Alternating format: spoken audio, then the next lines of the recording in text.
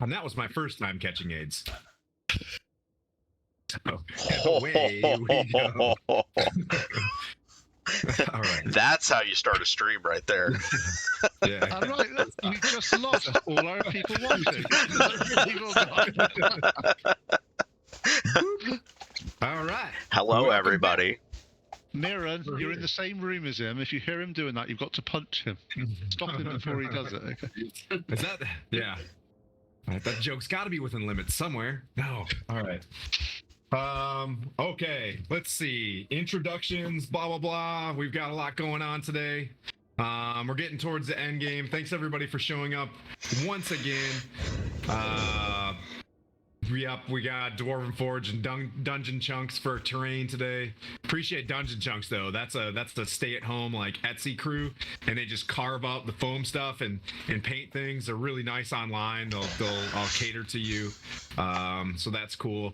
Manu/Skylar, do you have any announcements? Because I'm gonna head straight into the intro stuff. I don't have anything today other than thank you everybody for following. We're up at 326 followers right now, well on our way to 400. Our goal, or my goal, I think right now is to hit every time you get a follower. to hit 400 by the end of April.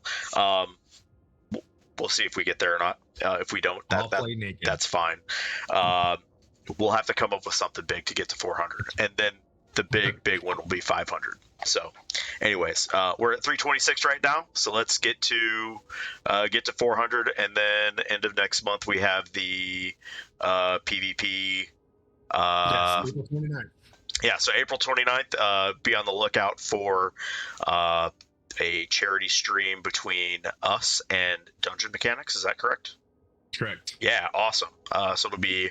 I'll build a cool arena. I almost got one on Etsy, but it was just a little bit too much for my old lady. She was like, "Yeah," she's like, "You're gonna use that one time," and I was like, "Me, you have a Super Bowl." Yeah. What you got to say, Tim? What you got to do is do not use the excuse. You should have seen how much I spent on the Tiamat mini. Do not use that one, okay? That was not. yeah, that was your. I was gonna say he didn't spend anything. We spent the money. I don't. Obviously, I don't have the details on that right now, but just be on the lookout for information on that. But it'll be April 29th, and should be some good times. Raise some money for Wounded Warrior Project. Is that correct? Yeah. And so be on the lookout for that. Yeah, which there's a lot of folks out there that don't think that they're wounded, and I really do think that there are cool representatives out there, and you just have to Google it, start talking to some folks, and you can get fantastic care. So there's a blurb. They're not paying me whatsoever. I can't see some of our channel, like the game admin. Can you add me back? But yeah, can you hook Pufftastic back up with right? A little Discord things happened. So if you guys aren't having trouble getting into Discord and stuff, we're a mess. Like Kluthkin, Sam, I went in to try to give you rights and apparently just nuked you a couple weeks ago. So. I see. Lost some other stuff too. I see everybody in Discord right now. What are we looking for? Yeah, I'm in Discord, but the channel that we use to track like initiative, I can't see it anymore. Like I've been booted off of that one. Fight Club, and I think there's one more, but I can't remember what it is. I'll fix Fight Club and maps and stuff. I'll fix that. I'll fix all that stuff now. So in the meantime, you guys just finally linked back up at the wrecked flying fortress. I railroaded everybody to get into one spot into a wrecked flying fortress of Zariel. You guys did some battle there. Unfortunately, the Devil's Ride that the other crew were driving with the cool crew serve weapon, man, that got clunked in the sandstorm. So weirdly enough, you got one vehicle. But interestingly enough, when you finish the battle, Lantoris jumped in there and he's gonna salvage some cool parts, Manu. So Lantoris has been working diligently salvaging some cool parts for your ship. For the rest of the crew, you notice at the very end of last week, and I kind of raced through it a little bit, so we'll go back into what the Wandering Emporium looks like a little bit more and some of the creatures and personalities that are there. But 4 hours of me just being a stream of consciousness and jibber jabbering, I was like, cool, there's some tents, here's some coffee and a long rest, good night. And I kind of just turned the stream off. But you were at the top of this 80-foot wreck. A lot of it's buried underneath. You're fighting a bunch of bone whelks. You fought that cool looking Remoraz. And you saw like 9 vehicles roll into you in like a Mad Max fashion with the dude, the electric guitar and playing the kettle drums and shit. And it ended up being Mahadi's Wandering Emporium. You got in there, for all intents and purposes, when you walk in, you see the sign that says, don't fuck around in here. Everybody has to sign whatever to walk in. If you fuck around in here at level 17 and above, you automatically turn into a pit fiend. Everybody's like, cool, I need a long rest. Everybody's like, trust this place. It's a sanctuary, right? So you go in there, and I think we're gonna say everybody's in the Infernal Rapture. Manu just had a private meeting with Paxicor in there, and he can catch you up to speed. I can say for your long 8-hour rest, you were allowed, your long rest, however long that is, 8-ish hours. The conditions are, this is now day 3 in the Avernus. Okay, so you're going to be battling exhaustion constantly. As soon as you leave this place, everybody is going to be hitting 1 level of exhaustion, regardless of what Henry does. Everybody's at 1 level of exhaustion. Unless you get creative. So you got to think about that. So while you're in here, and you come back out, no, I apologize. It's reset everything, didn't it? Because you guys went into a demi-plane. Yes, I saw Manu's face. I'm always looking at 2 faces while I say things. I'm like, that wasn't right. That wasn't right, was it? That wasn't right. Yeah. So you're full up, but yeah, it's full up. I'll describe more things. Endgame is on. Kachichi is on the move. You can ask questions about that, of where Kachichi is, because when Kachichi hits the battlefield, right, that's when the distraction is met. Go to the Bleeding Citadel, right? Or if Zariel finds out that you guys are there, that's she runs the whole plane. She's gonna wipe you, right? So I mean, we'll see. Dice do have things, but we'll see. And then you got to go back to Elanthius. Bottom line is, Manu had a meeting with Paxicor, who said, you're at the end of my business with you. We're partners if you take 1 more level of basically Warlock. If you handle 1 more task for me, we're free and clear. We could do whatever. There's more to that if you want to have a little bit more discussion. Paxicor is still there. You can ask him more questions. There's more things that he can do for you. If need be, because he's like the ambassador of Mammon, right? Of greed, and so he's got some serious pull.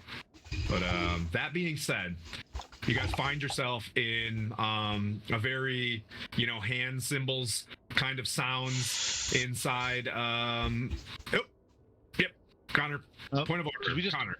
No, because we just done a long rest. I know Epione's not here. But normally, if she gives like a long rest, she does like the celestial resilience to everybody. She did that already. Prior to, she gave you guys that. So I'll tell you what, Connor. Since you're driving Epione today, she said, "No, you got it. You spoke first, so you get to drive Epione." Do you have her character sheet in D&D Beyond? Yeah, I was just looking how many it was. She has legendary resistance on her helm. She said she will fly to Bath or anybody's house if someone uses one of her legendary resistances, because she, under no certain terms, votes no to go to Bell's Forge. But if you guys go, she's not gonna leave you hanging. But she votes a hard no, she said before she left. Fair enough. She's just had a change of heart. Epione, can I convince you? Get on the boat.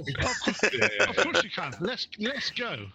And she jumps on all happily. I was like, Chris, I'll drive your character. She was like, I would rather have Pete drive my character in Manu than you. And I was like, okay, all right then. Pete it is. The last character you drove fell in lava, so No. That's when I wasn't driving the lava. Yeah, actually, Tim, you're actually. I mean, Tim did was he doing fall it. in lava or willfully just walk in lava? Like, Did he just walk up and go, "Ooh, lava," and face plant? yeah. Because that's Ooh, what I this reckon seems- happened. It's like candy. Dead. All right. So, that being said, I was trying to describe. I was going in on describing this tent, right? So it's got your assortment of diverse creatures inside this tent. Paxicor and Mammon's greed. He works by, with, and through Asmodeus, right? If you guys remember this. So this is his Asmodeus's little ambassador shop that can travel to different planes of hell, right? But it is a sanctuary place. He's got like a contract from Asmodeus, so he's got a very powerful ally. So in terms of not Paxicor, Mahadi's, I'm so sorry, Mahadi, who runs the Wandering Emporium, we've switched. So Mahadi is a devil. He's a Rakshasa. You guys have figured this out. He dresses up like a man. He looks like a man now, but he doesn't switch to Rakshasa form. Inside this massive tent, think of it as like a 3-ring circus type main tent. It's huge. It's got loads of very eloquent tables. There's like, as I've mentioned, in one plane of existence in the back corner, there's a bunch of kids from Destin that fell too far, during spring break, and they're doing like Jello shots and pouring, vodka on their belly buttons and stuff like that. They don't know that they're in hell, you know what I mean? But they're damn close.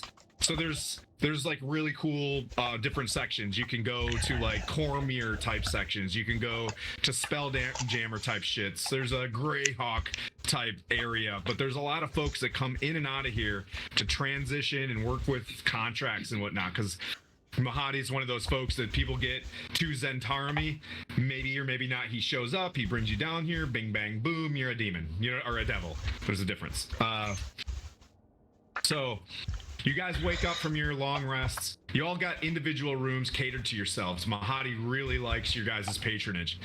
He also wants your soul, especially the cleric and the paladin who are here. He's after the lawful goods and Epione. You go to, like I said, you go into a curtain will unfold and some sort of, whether you want a door behind there or you want to, like Manu, you want to dive into a pool or something like that. It was a really nice Airbnb, like very fantastic. You guys come out and it's, it's breakfast time situation. Every type of food that you can think of is basically brought to you there by various critters that are under the Gias spell. What did it say? Undurfed. They have a very undurfed Gias spell that they're on. Nothing? No one remembers that one? You should have been here for it. Yeah. That guy needs some help. That's undurfed. That guy needs some help. Yeah. So there you go. Manu, you come out of your pool and you're putting your gauntlets on and things like that. You tricorn back on and you're getting ready. You adjust yourself. Paxicor still sitting there in a business suit, right? A very clean, like comb over looking hair. He's got like an espresso cup full of Cthulhu's Revenge, and he waves you over into an area where that the secure vault in this is like in the astral plane. Like there's that space room where you can go and talk, and it's a skiff. It's a skiff in a skiff in a skiff. It's super skiffy. Nice. Yeah. I'm gonna order. I'm just gonna look at the whoever's doing the barista. Like, bring 4 of those before we go in. You see, it looks kind of like an elf with a kind of like a pushed up nose, freckles. Doesn't look of this world. Very elvish features, but kind of like taller and kind of like a snakish type, a reptilian kind of nose. Walks up, get Yankee. Anyway, so they walks up and hands you a tray of whatever you like. I'm gonna go around the room, and the first one that I see on my thing is Mirren. Whatever room you kind of just described in the back of your mind, I won't make you do that, but what would you like to do as you come out into it's a green zone? You get the sense that, yes ma'am. You get the sense. So I just gotta let you know. I taught my daughter hand signals today, so that she doesn't just kind of sit there. I taught her like, I was like, if you want food, a snack, and if you want to go outside, and if there's an emergency, she's gonna come out and do hand signals like every 15 minutes. So, anyways, Miriam, what you got? A bing dang, a bing ding dang. You hear in the background. Being that we just got all of our undergarments essentially wiped away since they were non-match. Oh yeah, they were cleaned. Just Yep. Right here on full plate doesn't feel that good, so I'm gonna go and find a haberdashery and get some hopefully magical clothing, if not the best they have. Oh. Okay. My task. Okay. So, Mahadi is there, Manu goes off in business and you come out second and Mahadi greets you and he's just like, yeah. So that's, you're looking for our nearest, was it Atelier? Atelier. Atelier. Yeah. I'm the worst, Francais. All right. So he's like, let me look it up. There's Bernie the Barber from here to Avernus. Acres away. What kind of clothes, do you desire? I'm not in voices yet. I'll get there. It'll be my second glass of grape juice. It's too early. Let's see. Well, needs to be moisture wicking, obviously, because we're in the Avernus. But no, something that'll cushion the weight of jumping from 25 feet in plate mail and essentially keep the boys good. Okay. Looking for something to breathe in there? Yeah. Get out of here. No, you get the fuck out of here. And he walks, he does a clap and waves his hand forward. Like a halfling runs forward, which is shorter than a gnome. I'm not gonna let that go. I don't know what 1D&D is doing, but they're wrecking everything right now. Just please stop. Just let go and stay with 5e. But anyways, halfling walks up, halfling female, braided hair, very young features. He whispers to you and she kind of quickly takes your measurements and whatnot, and just what colors are we looking for? Guess I'll keep the standard, black and gray. Oh yeah. A very dark paladin. I gotcha. And she goes off, and heads to a room and give her a couple hours and then she'll see what she can find. And she heads off into a demi-plane. You see her open up and then run in and you can hear the murmuring of a city street somewhere. And she kind of takes off. But you get the sense that they're using these things to go steal some shit and then come back. She checks one curtain. She's like, no, that's not it. She checks another curtain and goes into a store. She kind of portals into the back of the store, and you're gonna have stolen goods. You're in hell. Henry, you see Mirren talking to a halfling and Mahadi off to the side. But Henry, you come out. Your morning prayers are complete. Or not complete. You can probably get off to a demi-plane and, try to speak to Tyr or whatever. Yeah, I'll start my morning like that. Very similar. If anybody needs to know, when you walked in here, you noticed that there was those 4 salamander people. They run a forge in an armory. They've got lots of weapons and stuff like that. They also do repairs and things like that. So if you wanted a retroactive, be like, ooh, I want them to go refit something on the, the whatever, we can go back to that. There's Bernie the Barber. There's a random barber shop that looks really clean. Doesn't really fit into the rest of the type of, Hell's Angels, Mad Max looking vehicles. There's kind of a cleaner looking establishment. There's various other shops. There's a larvae farm, and there's a postal place called From Here to Avernus. And there was a weird ichor store that sells potions in there. And I think you guys remember last time you bought these potions, you got 1 health potion and it tastes like doo-doo. But just in terms, if you wanted to leave the Infernal Rapture, there's most things that you can find there for a price. And they'll come back with what you want, and then you know what I mean, be like, this will cost you your soul. Give me a second to get in my role play mode. I'm struggling. Henry, what would you like to do, baby? If memory serves me right, the barber was actually a disguised friend. Interesting fact. You have no memory of that whatsoever. So the hard rule is nobody remembers Bernie the barb. Yep, you don't remember anything. Okay. Blah blah blah. She's running on a permanent mind blank spell. As soon as you leave there, so you remember Epione had rolled like 2 nat 20 like perception rolls, and they were like, "This is an ancient copper dragon." Like there's something going on here. But yeah, you don't remember at all. Okay. Then I'll go follow Marin then. Go check out my old friend and catch up on old times. You guys are at like the juice thing and getting bagels at the continental breakfast in the morning, just kind of, grunting at each other. Yeah. I got this hook up on underwear. You should probably get some too. Get some breathing underwear. Yeah. Okay. So Henry, you're kind of spooling up the systems. Connor, you are stayed in a room, which I can imagine is just like jungle gyms and fucking throwing star. There's like plates that you're shooting plates all night, like tink, tink, and doing whatever. A lot of CLP for your, you know what I mean? There's a dunk tank. All right, I'm done. So, yeah. I'm going to go and see the barber. That I don't remember. Okay, you're leaving the Infernal Raptor. Yeah, that I don't remember at all. I don't worry about it. I don't remember him. That's not a problem. So it begins, Connor. So it begins. Okay, there's a barber. There's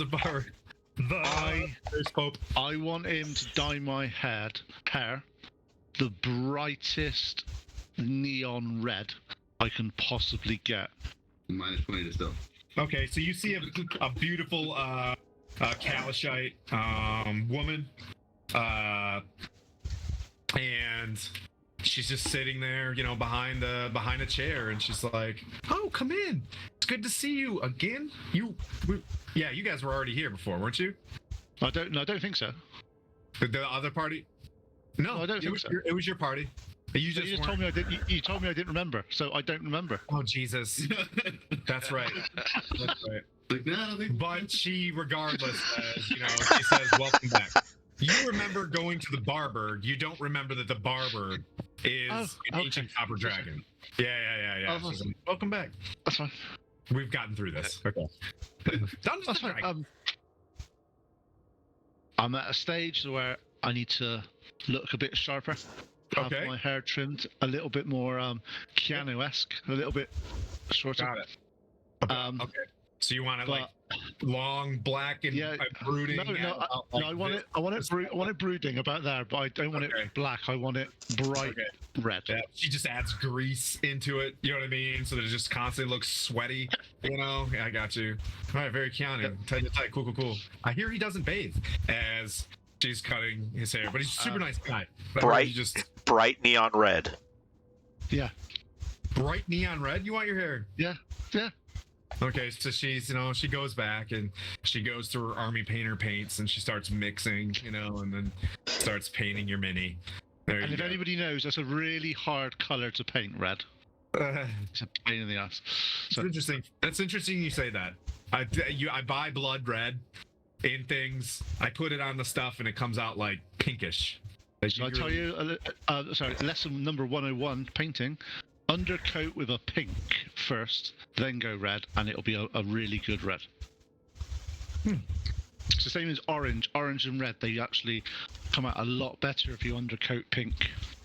Oh, I didn't realize I was in this camera too. I gotta watch my nose picking. There you go. So that's my tip for the day. Okay.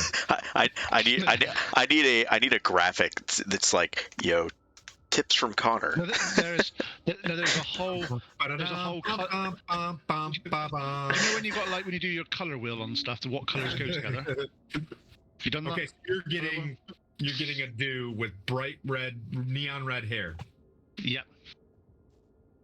She's like Roger. No one says that, but she gave you a Raj. Like, okay, I mean, you're the customer, and she's just Like, are you sure? And she's putting in, tinfoil in your hair, right? That's how that goes.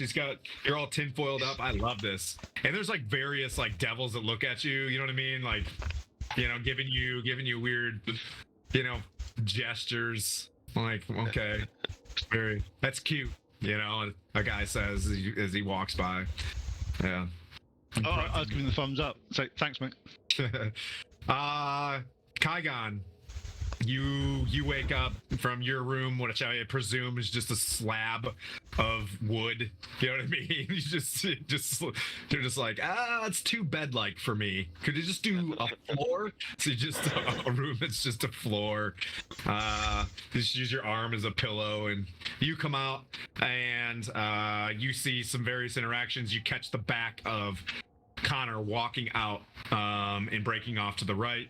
The two holy men are chatting by the grape juice, and Manu is sitting next to what looks like a very that's interesting. The sound just turned on. Sitting next to a dude in like not a tux, but a business suit. Mute that thing again. That was weird. On the 148, the booter. It's like, no, turn it off. What do you want to do, Kaigon? I'm just gonna go find some place for a nice, healthy meat breakfast. Okay. That's weird. Interesting. One sec. Hello. Yeah. That was bizarre. Ghosts in the machine. Okay. So you get powered up, just crushing some meat. All right. Manu. Yeah, I sit down with I just take the entire tray that they bring up, and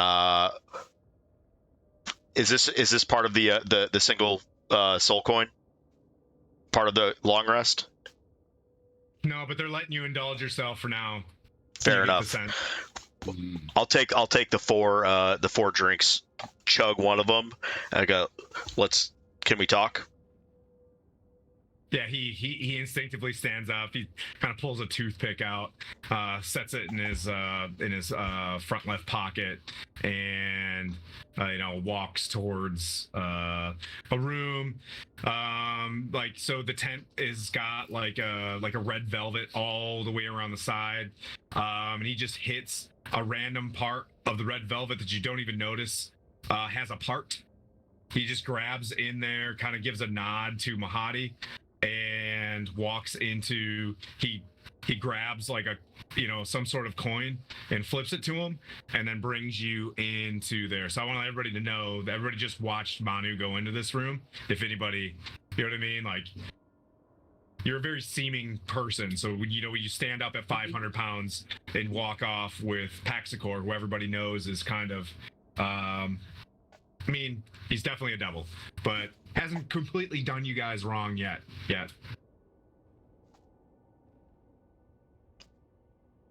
So anyway, that's what I'm doing. He walks in, you see that table that's sitting over the astral plane, right? So imagine you can kind of see the outlines of the room from very, very, very tiny bits of like a dust that gets in there. So you can see the lines of a 30-foot by 30-foot, cubed room that sits in the astral plane. You walk down like a little bit of an alleyway down the astral plane, right? And then you go into the room where you can clearly tell that ain't nobody hearing you in the vacuum of space. I just I love what you've done with the place. He nods and he's just like, yeah, I've got Mahadi, clearly another businessman, and me being a representative of an archduke is, it's good business. If I don't do him wrong, he doesn't do me wrong. We got to be careful, though, he says. Things are very coup-ish around here on this plane. So I can only speak to you here and maybe send my imps to you. I understand. I've heard some interesting... Actually, have we heard it? Do we know about their plan with Tiamat? Did you want to bring anybody else into this room? No. By the way. No. Oh, okay. I only talk to Pax. I only talk to Pax Score by myself. Okay. He's my patron, so like this is me talking to him in that capacity. But they haven't told us about their plan with Tiamat, have they? Yes. No, they have not. Yes, they. Well, I definitely told the people that were with.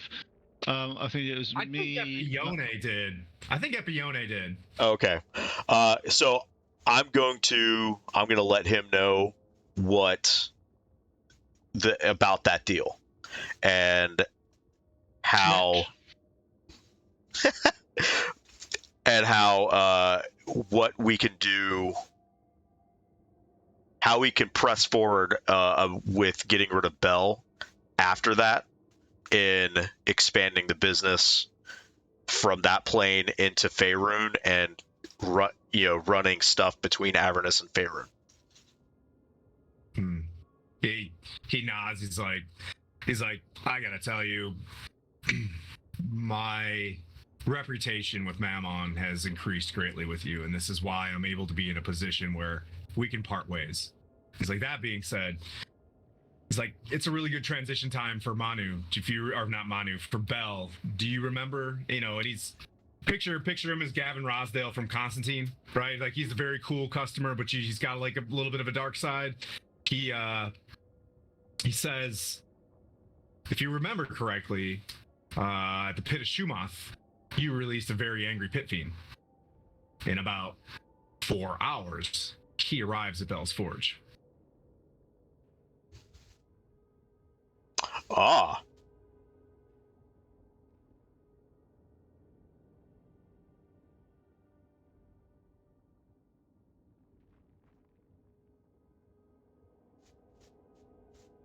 Let's see what you can remember. See if you were playing Dungeons and Dragons a couple months ago. I'm trying to remember what that was. That was the stream, right? That we thought was the river.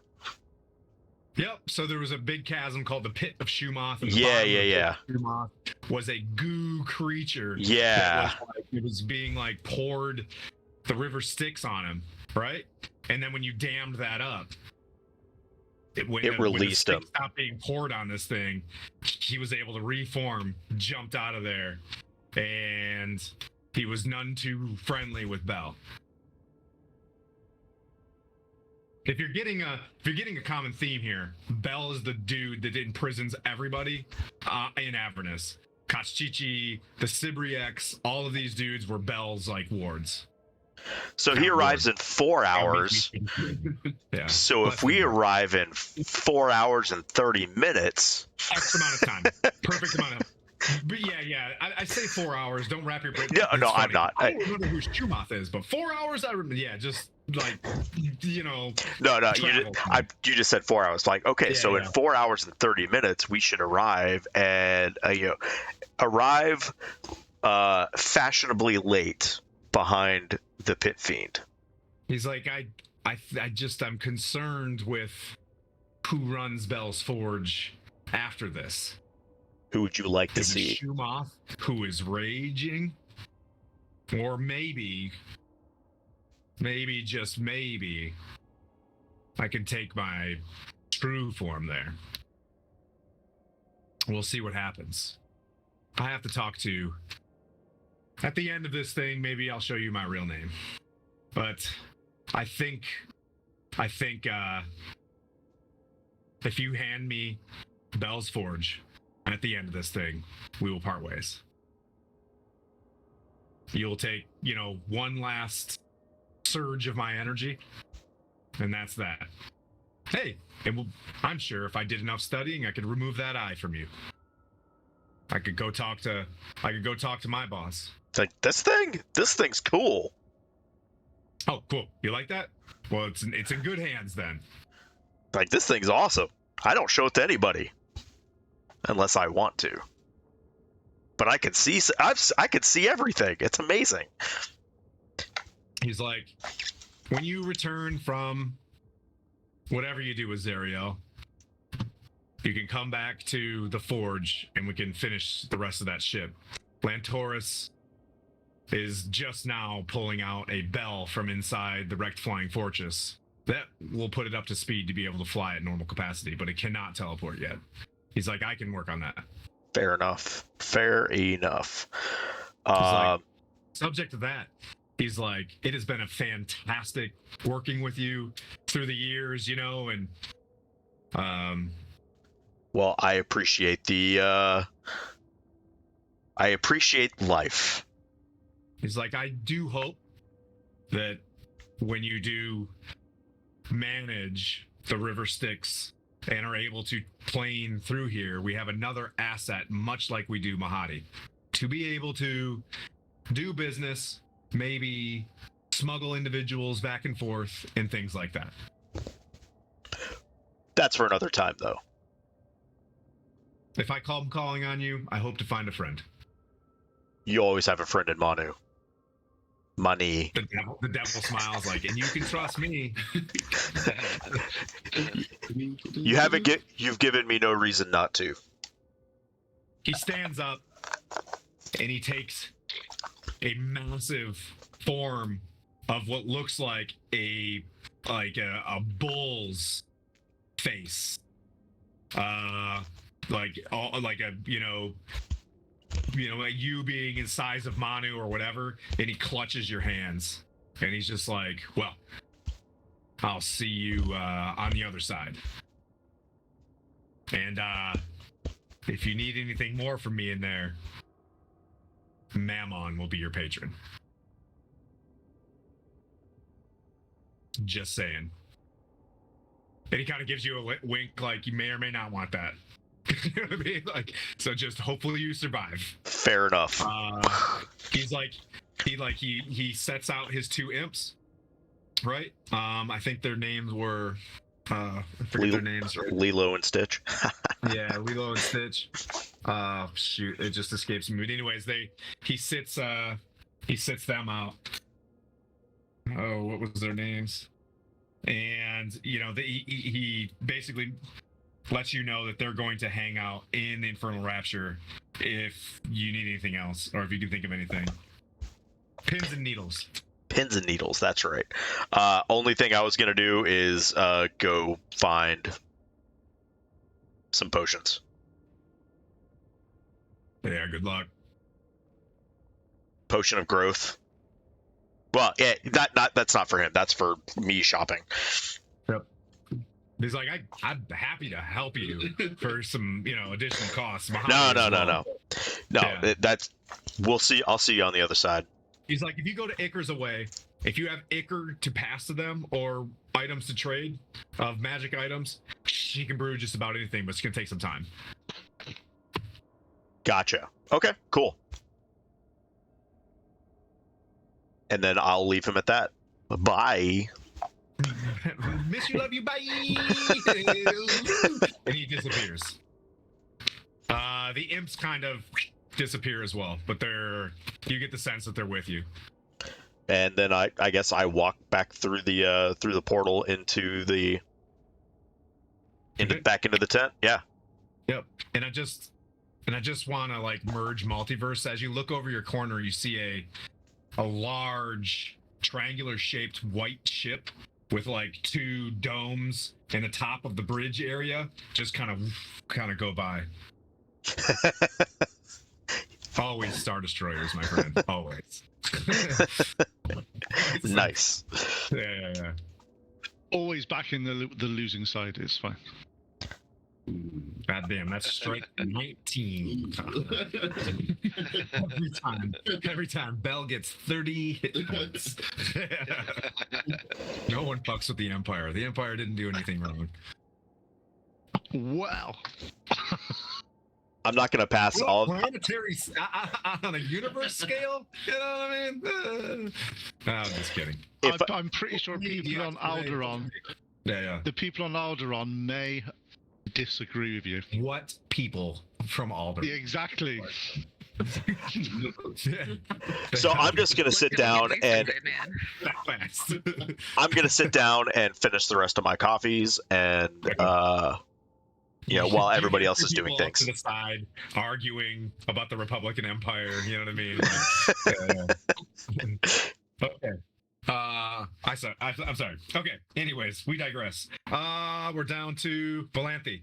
So, no one wanted to jump into that conversation or whatever. So you kind of you wake up a little bit later. I'm just going in order of my screens in case anybody, James.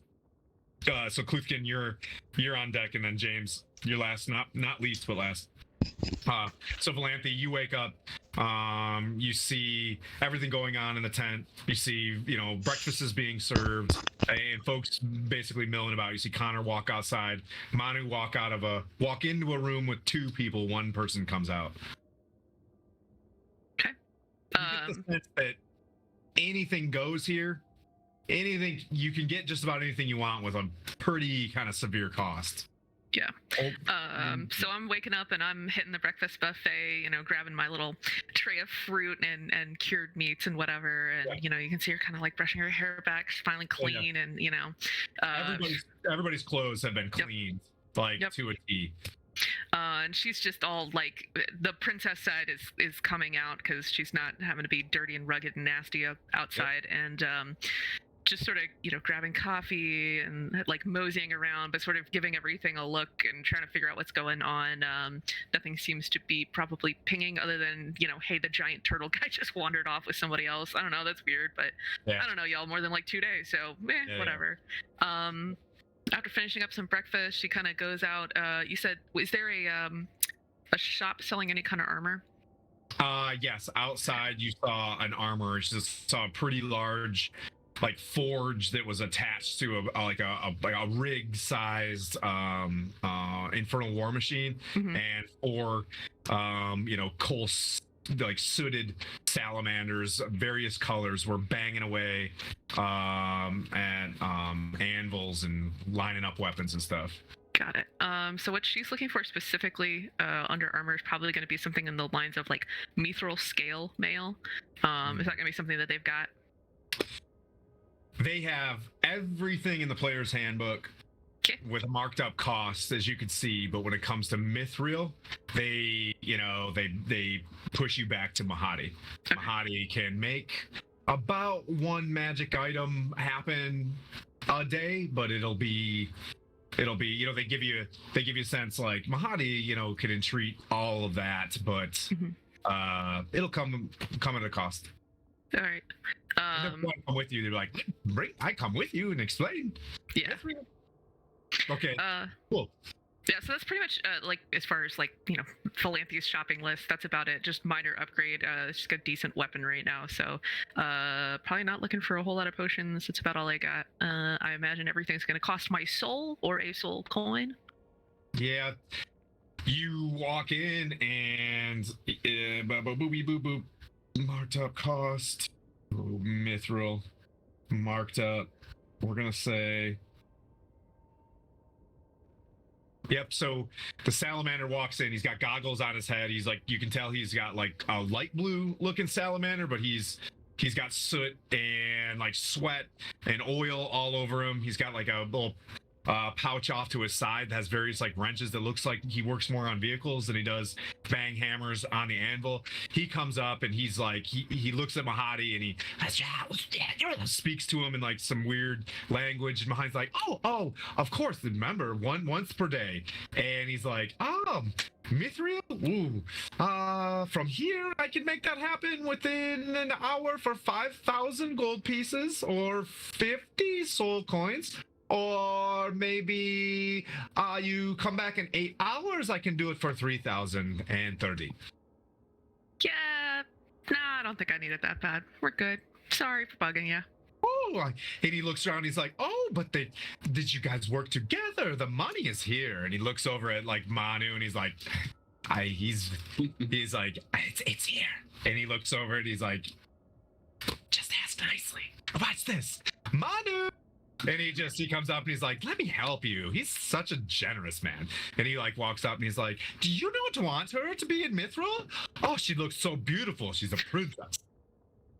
Yeah, I don't think we even had 30 soul coins though. Not even for 8 hours. So 5,000 or 50 soul coins. It's a piece of cake and you can exchange it.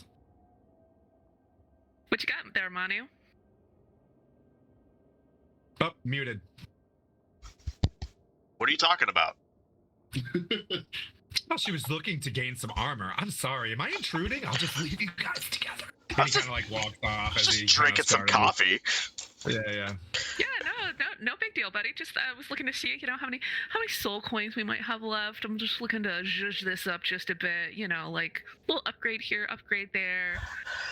I'm tired of, taking every face shot every time somebody. What do you need, Valente?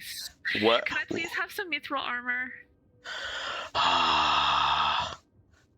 I've got some other stuff that I don't have to pay for. Like what? I've got some glamored studded leather. Ooh, honey. I've got. I'm not that kind of elf. Yeah. You see Mahadi being like, oh, and walks off, and he's just like. Okay, but for real, can you upgrade me a little bit from what I got? Item. And he says it loud enough for everybody to hear. I can find one magic item at cost. What do you have right now? I'm pretty sure I'm like whatever the basic armor is. Hold on. Inventory. But like if you wanted regular plate mail, the salamanders have it. So if you wanted, you know what I mean? Like if I'm on scale mail right now. That's all I got. So like I've got glamored studded leather, 2 sets of them right now. So you could just have it. Yeah, does it have anything other than just like AC? Just to say, Valente, because of your dex, you would probably be better off in light armor. You'll get more out of it. Yeah, like I've got that stealth disadvantage right now. Is kind of what I'm trying to get rid of. Yeah. Yeah, but also because of this scale now, it only gives you a maximum of +2 of your dex to AC. Mm-hmm. So if you wore just bog standard studded leather armor, you'd get an 18 armor class now. If you took magic studded, you could go up to 19, 20, depending on what's available. So that's what I'm saying. So what's glamour? Glamour's kind of nice. Doesn't yeah. It get to look like about anything you want. Yeah. So you can speak as a bonus action. You can speak the command word and cause the armor to assume the appearance of a normal set of clothing, or some other kind of armor. You decide what it looks like, but it retains the normal look. So, deal. I descend into my bag of holding and come out with a set of armor. Fantastic. Well then, everybody sees that who has just joined the party. Also, you know what I mean? Like you got a friendly armor. There's a bugbear that just like came up from under yeah. So it's glamored. Glamored studded leather is what you have. All right, I'm gonna write it down. I'm gonna look for this. I'll relinquish my turn over to Cluthkin. Take your time. You're level 17. You're level 17. So Cluthkin, kind of the newish to the, just kind of gray manning it a little bit, kind of getting to know folks. You come out a little bit later.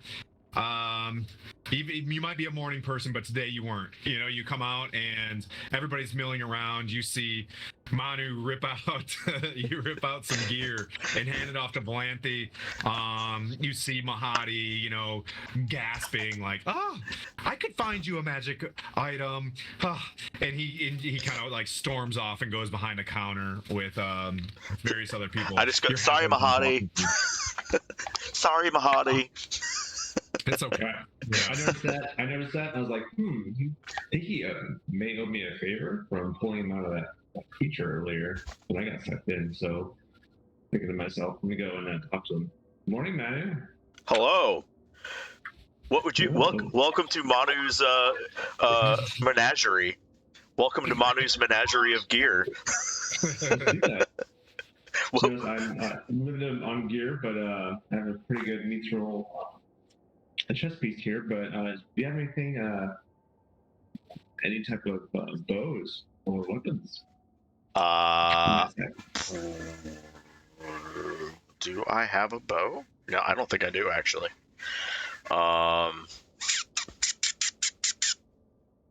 That's a pretty deep.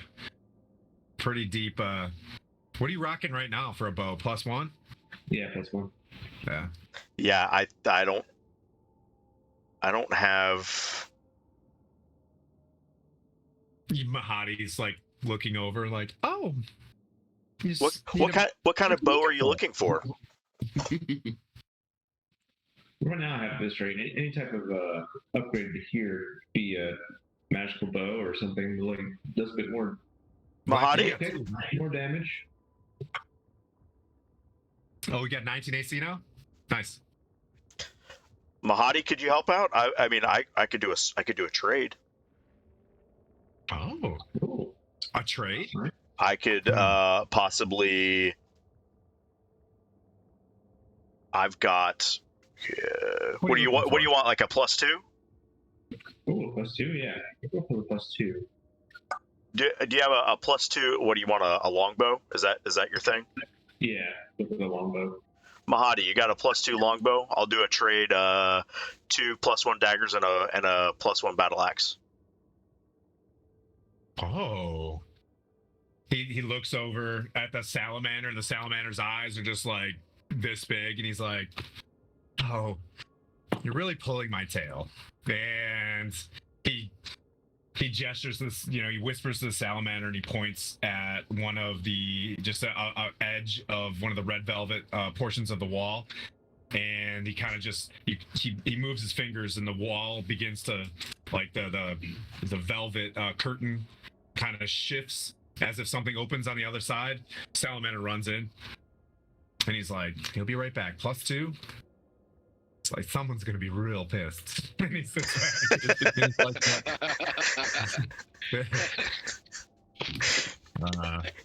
Like, 20 minutes later, the salamander comes like bursting through the curtain, like bleeding and just like gasping. And he's like, "Oh, what do you know? I found it in my warehouse." So I give Mahadi a finger. I go, "Give me 2 seconds," and I descend back into my bag, into my warehouse, and dig around. Your imps are barking. Yeah. Yeah, my imp is barking. My goodness.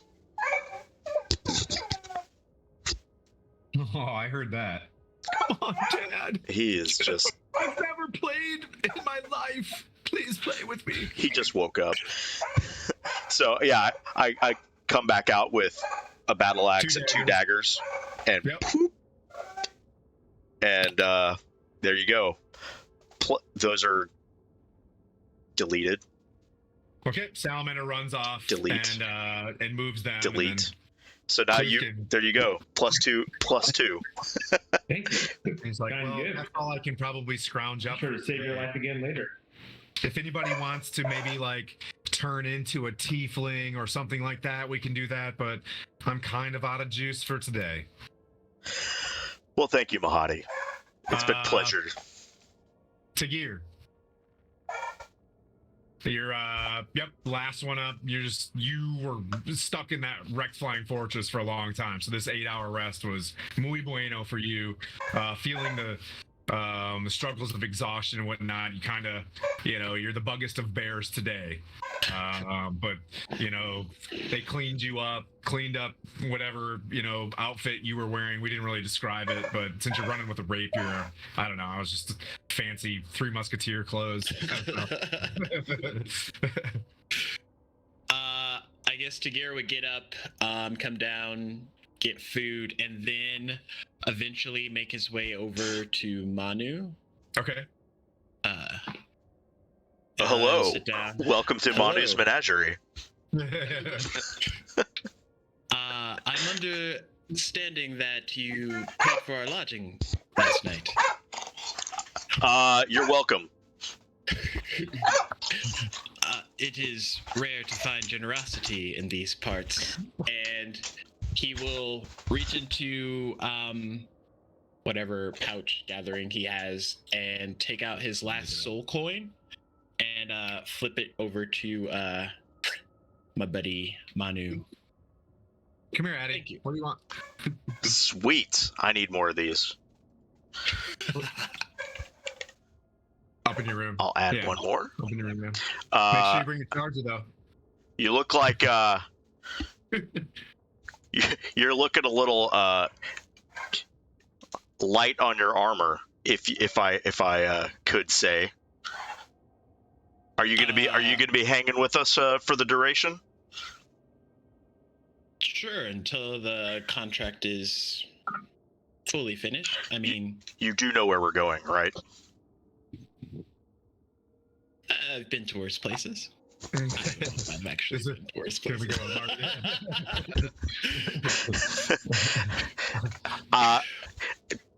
Stand by. I'm going to go grab another set of glamored studded leather and come out. It's like, here, you may want to put this on before we leave. Truly. And you'll watch as like shadowy flames kind of like embroider around him, and he will cast mage armor. It's about the same. Fair enough. I put it back in the bag. Like, okay. Yeah, cool. Tight. Anything else? I don't. But okay, so yeah, that's about it. Connor, you finish up. You finish up getting your hair done. She, weirdly enough, has like strange hot breath that she's like blows in your hair, and it dries it all out and whatever. Your hair is now neon red. You leave, and there's Mahadi ushers you guys. Probably with your perception is that he doesn't really want to be involved with the coup that you guys are planning. So he puts you guys in what looks like a tavern room. Like it's got a long wooden table with wooden chairs around it inside this large velvet tent. And it's like, you guys are basically secure voice in here. Like, go ahead and, full send. And you guys are all sitting around the table together. And it feels like, feels a lot like raid prepping. I'll start and go, look, let's just say the last engagement with Belle didn't go particularly as planned. Oh, nice. There's some abilities that we need to see if there's anything we can do against it at all. Let's just say there was at least 4 or 5 fire giants.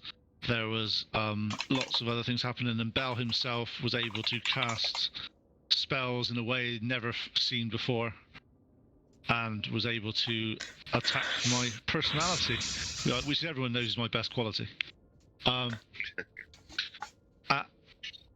What can we do to fortify ourselves against that type of attacks? And if we can use the Millennium Falcon for it, it'd be great. It's in the astral plane room. Anything can happen. Funny enough, I have a nightmare. So do we have anything that can help us, fortify us in any way, or can we talk to some people out here? Is there anything that we can do that maybe can throw Belle's magical attacks off? Because, to be fair, I was only in the last fight for less than 6 seconds. I'm looking at anything that I have. Does anybody can think of anything? Is there any? What favors can we pull in? What? To be honest, at this point, bearing on what happened last time, this is all or nothing. This is great balls of fire movement. This is literally anything. If we don't get through this encounter, there's no point having items. There's no point having gold. So is there anything that we can use, sell?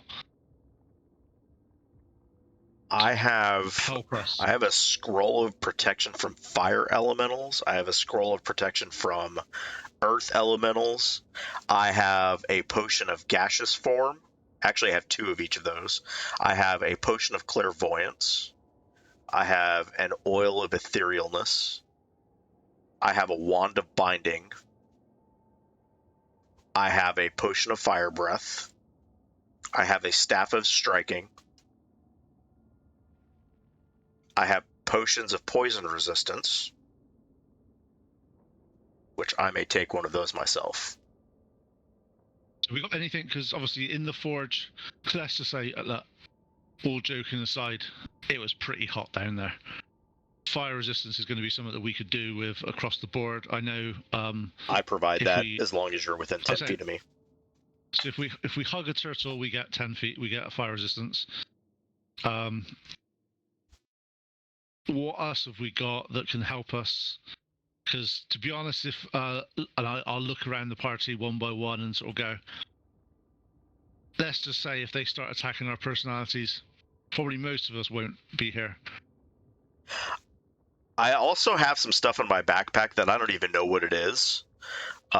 It's just in here. I have this necklace that has red orbs on it. And I also have this silvered wand that I just never had because I'm not good with magic. But I'm sure these are magic. They were. I have a feeling one of them is a necklace of fireballs. I think that's what it is. The silvered wand, I don't know what that is, though. Epione picks it up, mulls it over, looks at it. It's a wand of magic missiles. That's cool. Not bad. Yeah, that was not too long ago. No. Well, first off, why are we going back to Bell Forge right now? What I'm tracking we need to do, I don't think we discussed this, but Kachichi starting his central distraction. We need to get back to Atlantis and then figure out how to get to the Bleeding Citadel. What does Bell have to do with any of that? I have business that I have to take care of. I have business that I have to finish. Is this more of a conversational business or a? This has to do with my well-being.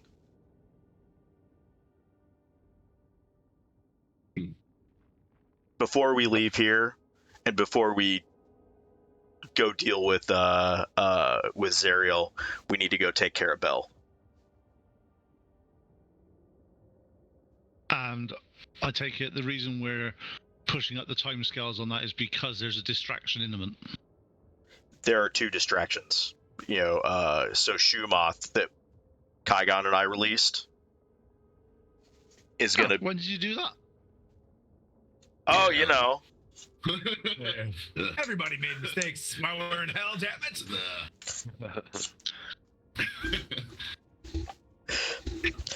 Yeah. Fingers here. Don't worry about that. But he's going to be there in about 4 hours. How'd you know that? Paxicor told me. Pardon? Gavin Rossdale. Yeah, but what's he doing? What's he doing here? He's been here the whole time. Well, why hasn't he been bloody helping then? I'm sure he has. Maybe you, and everybody else he hasn't been. Have you seen a couple of imps walking around? One with the one that can't speak and the other one that can't hear or see or whatever? Avernus, there's imps everywhere. Yeah. No, specifically. One that can't hear and one that can't speak, or one that can't see and one that can't speak. To be honest, I very rarely call out disabilities on imps. I think it's quite cruel. So I haven't actually seen them. Dude, Connor's in rare form today. Jeez, oh beats. Oh boy. Sorry, Tim.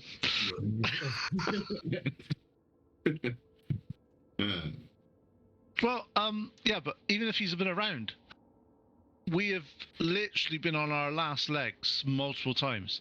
People have died. People have been brought back. Where has he been? That's not his concern.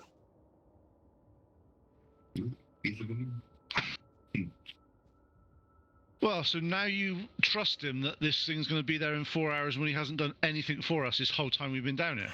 He let me know that it's going to be there. He's Shumoth has a thing for Bell as well. It might just be the catalyst we need to take him out. I'm literally over here just snacking away, watching the two of you like a ping pong game, right? So are you willing to put your life and every single person in this group's life on the proviso that Paxicor is telling the truth about this demon being in this place in 4 hours' time? He hasn't done it. He hasn't done me wrong yet. No. Yeah. Yes, I trust him. Well, that's enough for me. We got a friend in need, and sounds like we got a place to go. Remind me again, what's in it for us? Friendship. Because to be fair, I know. It also creates a power sink. It removes. Well, you guys made some deal with Tiamat, didn't you? Yes. Doesn't this getting rid of Bell kind of? Oh no, takes I totally care of that, right? Get rid of Bell. I totally. He's one of my least favorite people down here. Great. It's agreed. We go to Bell. No, that's not the problem. It's the how do we know that this distraction is going to happen? That is a bit too coincidental to be when sort of things start lining up like that. That sounds a little bit wrong. Well, I can't things about the Shumoth distraction. I've talked to Alanthius, the fallen angel, about the Kachichi distraction, which I'm pretty confident in. Yeah, well, no, I'm pretty sure about that one. Yeah. When was that one supposed to happen? As soon as we let him go, we didn't have a time frame on it. I'd say however long it takes Kachichi to travel unknown Avernus distance to wherever. I know. Just the thing is, so if it's about the same time, that's not a problem. It's just at least we are in control of one of those. We know that that's happening. We were there. We know he was doing this. The other one just sounds a little bit too good to be true. And when things sound too good to be true, there's always a cost behind them. So Lampy is gonna sashay on over to Kluthkin and to Gear and be like, "Hey, new guys. What the hell are they talking about? Do y'all know what is going on? And do we trust them enough to follow any of these guys around?" Split. Risking our lives. What's the payoff versus the risk, right? I mean, I just remember that one of these guys killed an Oliphant or something, right? And then, I don't know, then there's that Henry guy, and he seemed okay, because he seems nice enough, but I don't know if I trust the rest of them. What about you? I mean, he did pay my fare here to rest for the night without any condolences or chances for me to repay it back, even though I did. But I mean, we're in hell. It's going to be bad decisions made all the time. This is just a lesser of two evils. How the hell do we get out of here? Overhearing that, it's like, how do you plan on getting out of hell? All right, so I guess we just kind of go on with them then. Anyway, back to snacks and watching them duke it out verbally. As I see Valancy asking you, I said, I'm with you. I don't trust any of this. Totally. But to be honest, I have a thing with Bell, and I know I caused problems last time, so I'm probably not the best bet to make a rational decision on Bell. But the Bell part, we definitely need to go after him at some point. I get that. It's just the fact that two distractions are happening more or less simultaneously in hell, getting us to go to Bell at that exact time, sounds like he's setting us up for a trap. I mean, it is kind of hell. Shouldn't we just have the entering argument of it's a trap? Yeah. Everything? Why? So. Oh, yeah, okay. All right. Why would Paxicor try to trap me? He's my patron, bro. Yeah, and that's another decision that you made. That's fine. However, look. No, I didn't know. This is all thanks to you, my friend. Oh, I brought you back because you were dead. This is all because of you. Anybody wants to know, it's episode 14. Choices Leonard didn't get to make. No. I sacrificed items to even get you back, bro. Right, and because of that, you chose to follow him. I didn't really have a choice. Always have a choice. I have not. Can I do an insight check on Connor? Yeah. Sure. I'm not. There was no choice here. I didn't kill him. Roll against 15. No, because I'm not lying. He thinks it. I haven't had a choice. I believe Connor. But Manu did not have a choice whatsoever. Like, it was just like, we're both. He has to be a warlock now. We're like, oh shit, okay. Yeah. So. I just happen to be more charismatic and, dark. And he had a Hussar's mustache now. All right, so the two people who haven't talked, Henry, Mirren gave some stuff. Henry and Kaigon, you guys are sitting quietly at the end of the table. Kaigon, you're just crushing, charcuterie. You know what I mean? No, I'm sure it's more, animalistic than that. But yeah, Kaigon, what do you think? Is there anything? What are you thinking in the back of your mind? You don't have to verbalize it, but what's going on in your world in D&D? Kaigon is basically got like a man crush on Manu, so he's like, wherever that guy goes, I'm going with him. So he's just waiting for him to shut up so they can go fight something. Nice. All right, Henry, what do you got? I don't think it's been addressed in the open. And the addressing of the open is, all right, it sounds to me like our two groups, as we came down here, have split and had our own adventures, and we've bartered and dealt with different people. We need to talk about this. What did you say, and what did we say? What did we agree to? What did you agree to? And how do we find the compromise between any of this? Do we find a compromise, or do we just go guns blazing? I look at my paladin friend, and I'm like, once upon a time, there was a bright, shining light at this party.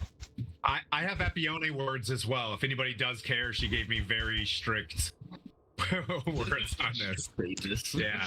She's sitting between her lawful good mates, like Mirren and Henry at the table, and she's like, hard pass. We're not going to Bell. Out there. That's all. That's Krista's guidance on this. I'll say, but she can be swayed because I get you know what I mean? Like, okay, just come in. I said, last time we went to Bell, I caused some trouble. Lots of people had issues. I had to sign. You don't say. Yeah, and that's why deals were made with Bell to ensure that you guys didn't suffer from my actions. Hence the reason why we've got Henry back. We released Chuchu and a few other things, and there's a couple more things I have on my list to do. Otherwise, Bell gets my soul. And what's on that list? First of all, we have to, during the big fight that is coming up, we have to, or I have to, kill Bahamut, which is the Lord of the Beast Lords. Yeah, my friend, I don't think that's a we unless you have a mouse in your pocket. No, I said me. If you guys want to join, you can. I will have to do it. So, are we making a list of do we have a list? All right, let me start making a list. The other one is to openly stop Tiamat becoming a lord, and let's give it to Bel. The difference is, though, from these contracts, none of it says.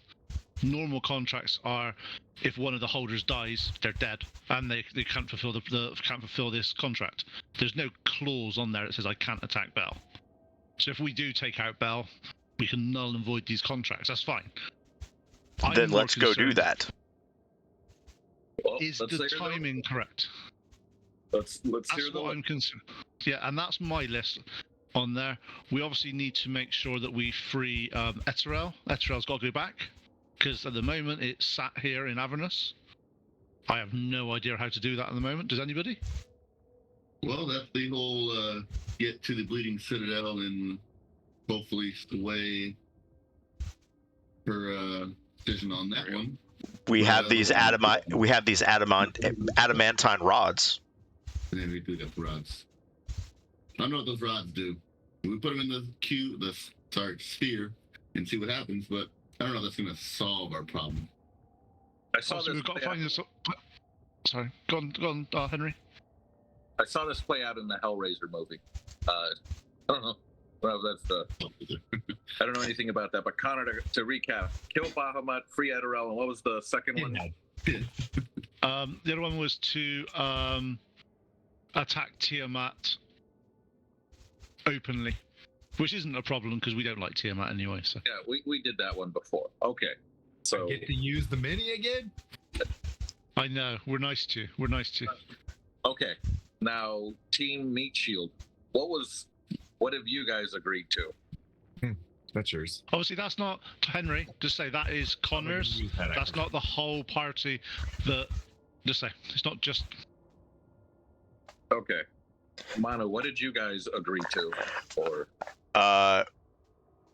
Manu agreed to go take care of Bel. Well, that's outside of that. Adamantine rods was our task. Yeah, our task was the adamantine rods, and to bring those back to Bel. So we're going back there regardless. Yeah. Just what happens once that's completed, or prior to that being completed, is what we're essentially deciding upon.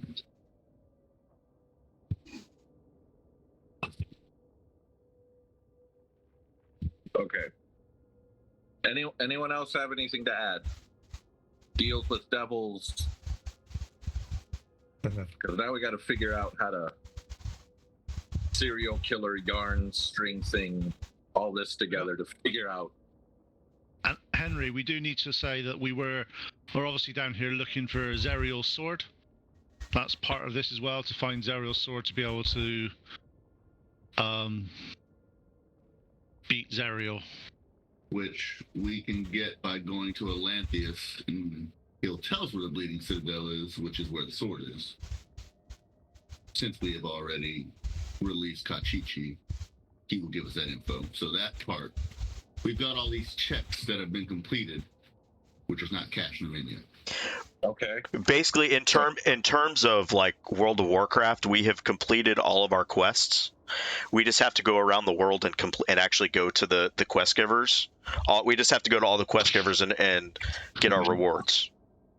That's exactly. Yes. That's exactly it. Exactly. Like we've basically we've saved up all of our quest experience. Yep. So as soon as we so much side quests completed. Yeah. So we can just turn in all these side quests, and we'll be level 20 basically. And by side quest, let me read this list off. By turning in side quest, I've got kill Bahamut, free Eterel, attack Tiamat, take care of Bel, return the rods, not necessarily in that order, find Zerial's sword. The Atlanteus will tell us where the guy's at. So and once we find the sword, we get to basically stop Zerial. And then when Zerial goes back to, or we've got to kill Zerial, get rid of her, that is when whoever's the most powerful in Avernus will take over. So here's the other thing that we haven't talked about, was we've made pseudo-dope deals with Tiamat, with Bel, to put real one of shit show. Didn't know so. yeah, yeah. We have A real mess of it. Let's go kill them all. This is where I look at my paladin friends / guiding light. All right, we've made some dope deals with some bad Johnnies, but we're in hell. As the resident holy man, look again at my paladin friend. Don't feel too bad about it. Just a little bit bad. Maybe on a scale of 1 to 10, I'm a 4 on feeling bad. More like 3.5. But can we definitively decide a direction of who we're going to support to take this plane? Because whoever we choose to support to take this plane, we've got to figure out. Obviously, the biggest thing is which one of these gods, demigods, devils is the right choice for us. Which one fits us? Who can we afford to kill, and who can we afford to fight when they try to kill us later? I will say, Bell he's a bad Johnny. Well, prior to this, before Zariel has taken command, Elturel was never taken down into the Avernus. Valid point. Bell was in charge prior to that. So he's got points there. However, if we can come to some agreement with Zariel or defeat her, whatever may come, I'd like to redeem her, but we'll see how it goes. The power struggle in Avernus, I think, is not our concern if we can save Elturel and get ourselves out of here. And the strife that they have here will be of their concern and not ours. I agree with that, but like looking ahead, we're gonna have to fight, and we've got to pick the best choice. Which one of these guys is the best? You're saying Zariel? Is that what I'm picking up? In charge, she's the one currently bringing down Elturel. Once we can get with her and figure out how to break these chains, we can release Elturel, because she's the one that enacted this whole scheme of getting the chains to happen and bring down Elturel. Once we get her out of power, however that may look, I believe our task is done. Okay. That's other people start weighing in. We got to know where we're leaning. Well, we have these rods. We have to return them to Bell no matter what. That's okay. So that we're going to Bell's Forge at least to turn in these rods. Lock yourself up in these chains. What? Yeah, I think you should definitely turn it so. Except you. Kind of cash in on maybe some of these quest rewards, so maybe they strengthen the party, so we can then have a better idea of who to face next, since we're not sure. That's valid. And we can get to kind of contribute, and then figure out like that. Who's the next one to go after, or next one that we can actually fight. Right, if it's a decision I don't have to make right now, and I can get a little bit more leverage and a little more power before I have to make that decision, I like that. Cluthen, you're a smart dude. So Bell's Forge, we have to go there to turn in the adamantine rods, correct? And he's going to tell us where the Bleeding Citadel is for that, correct? That's what I understand. Okay.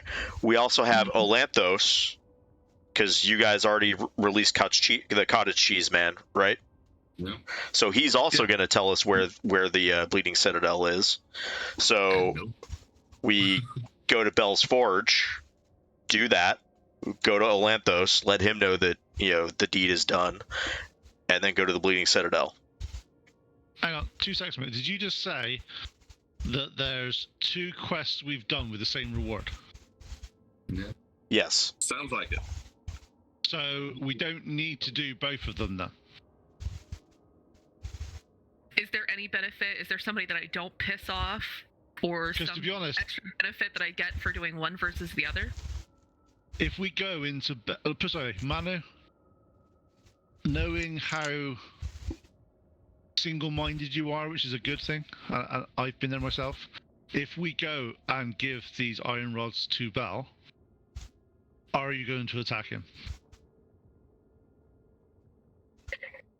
Yes. So.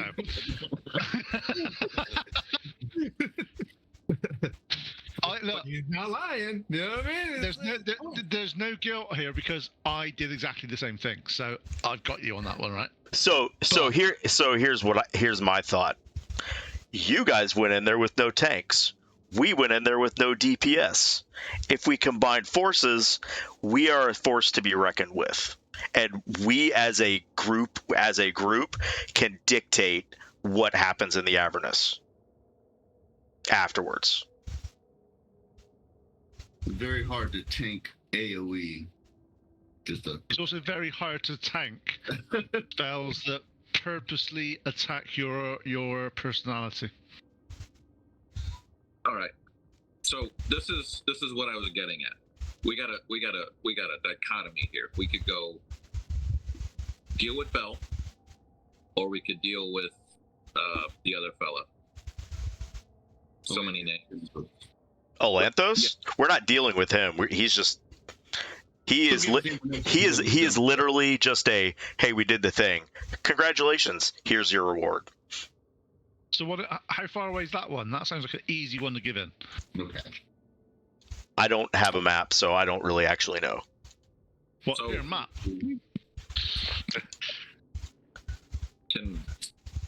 So whichever way we choose to go, I'm going to share that this Bell thing, this isn't good news. This is not something we want to pick without some serious help.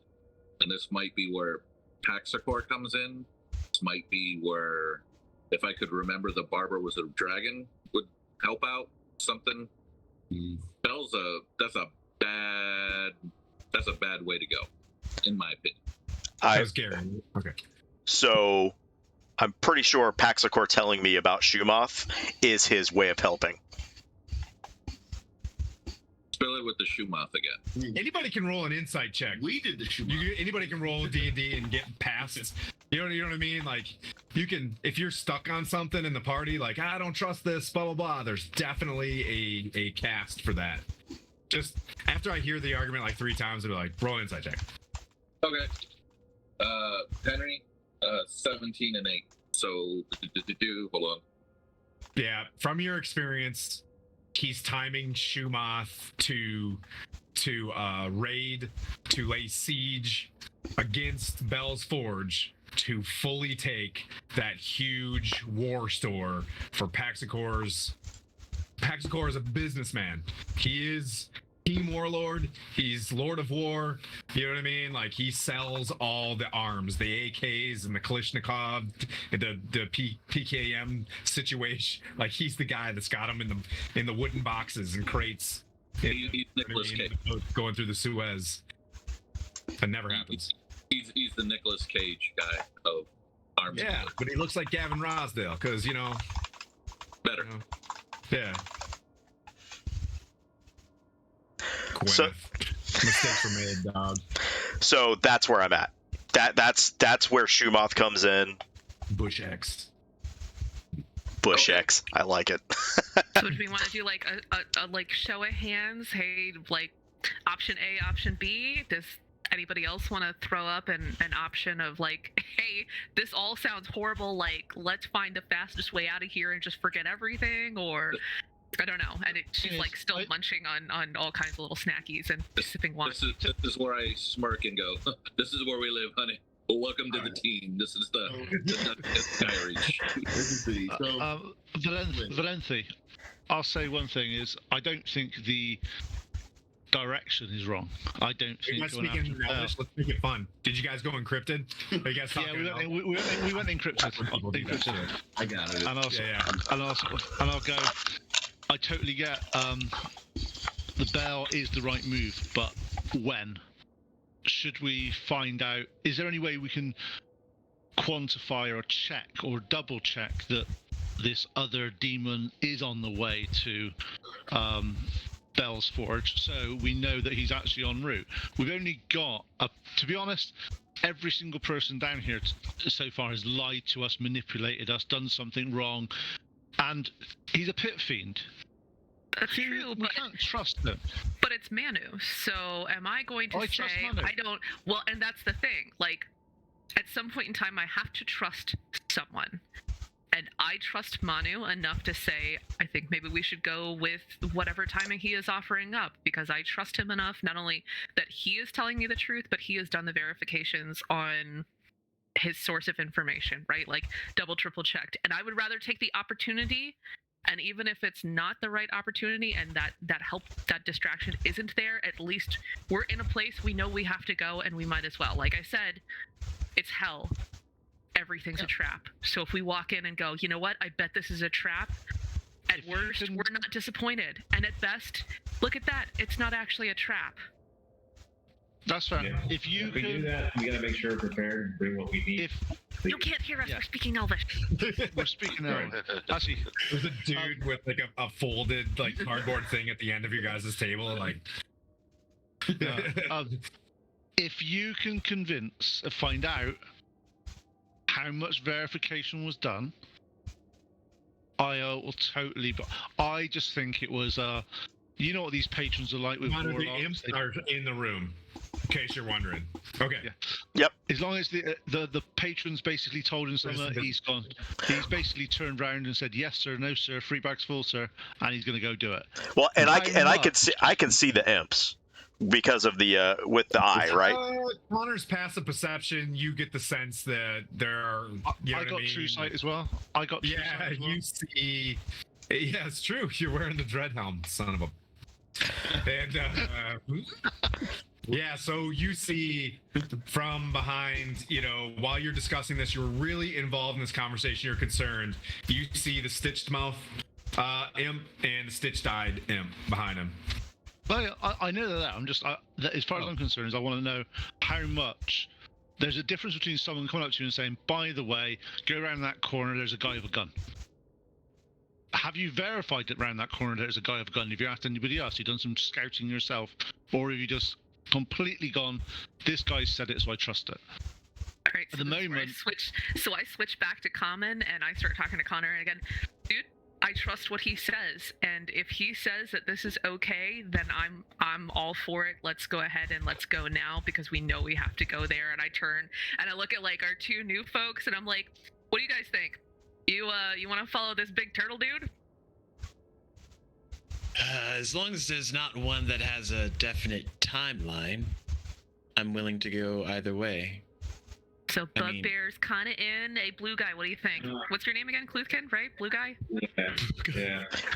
I've known you guys like 2 hours. I'm not going to know your names. I can't remember names anyway. Yeah, lady with leather. Well, as long as we're prepared and we know what we're facing, so at least. Henry, what do you think? I'm gonna go with what I know, and I'm not gonna say he's never steered us wrong. That'd be a lie. All right, Mana, let's see how this plays out. Kaigon, I know you're just gonna follow him because you're like your besties. Like that's your boy. All right, so I got 1, 2, 3, 4, 5, 6 to 1 Connor. Sorry, Fred. Right though, if I could just be the DM. You're coming with us. He's or you're doing a good, like, man, I fucked up really hard last time I went in there. If that was everybody, like, Connor stopped and be going back up. I'm gonna look at. I'm gonna look back at the imps because I know that Connor can see them. I'm gonna go. You want to weigh in? As you say that, you hear like that. It opens up and is like, "What assurances are required?" I just want to know: can we verify? Is one contract with the devil different than the contracts that you have? That's fair. I fucked up for mine. Do you think that you can face Baphomet and live? There's no way you're surviving his contract. I die. Your father dies. He was dead when he came down here. Man, you're dark as fuck. So what I'm hearing is that Connor doesn't want to go with Manu's plan because Connor doesn't want to fuck up, and not that he genuinely has any other real This is 100% counter why to when this. Kristen and I go on vacation, she's like, you plan the vacation. So that if the vacation sucks, It's your fault. No, I actually think we should be going to Bell. As I said, is there any way, we've got 4 hours, we know where that other demon is coming from, is there any way we can verify that he is en route to the forge? That's it. Nope, but That's we're going all I anyway. know. We could probably intercept and see it from a ways. He is a pit fiend. When you pay Mahadi to be like, hey, where are these guys at? Exactly, that's what I'm asking for. I Is there could- anything we can do? To do what? Oh, yes. I just wanted to check. Ask the question yet. Hey, DM. Hey, Mahadi. Hey, Mahadi. I call in Mahadi. He's like, I wasn't listening. What? Yes, you were. We hear that there is a rather large demon en route, or devil, whatever it is, en route to Bell's Forge from roughly this direction. No, Can you that would disrupt the balance of everything in the Avernus. Bell is one of Asmodeus's prize devils. Oh, no, that's terrible. Yeah, if that happened, would you be able to verify so we can go and tell Bell that it's happening? You want me to tell Bell that that's happening? No. We'll go and tell him, because we got to go there and give him some of course. And I will take the long flight of stairs down to Asmodeus and let him know that that's happening too.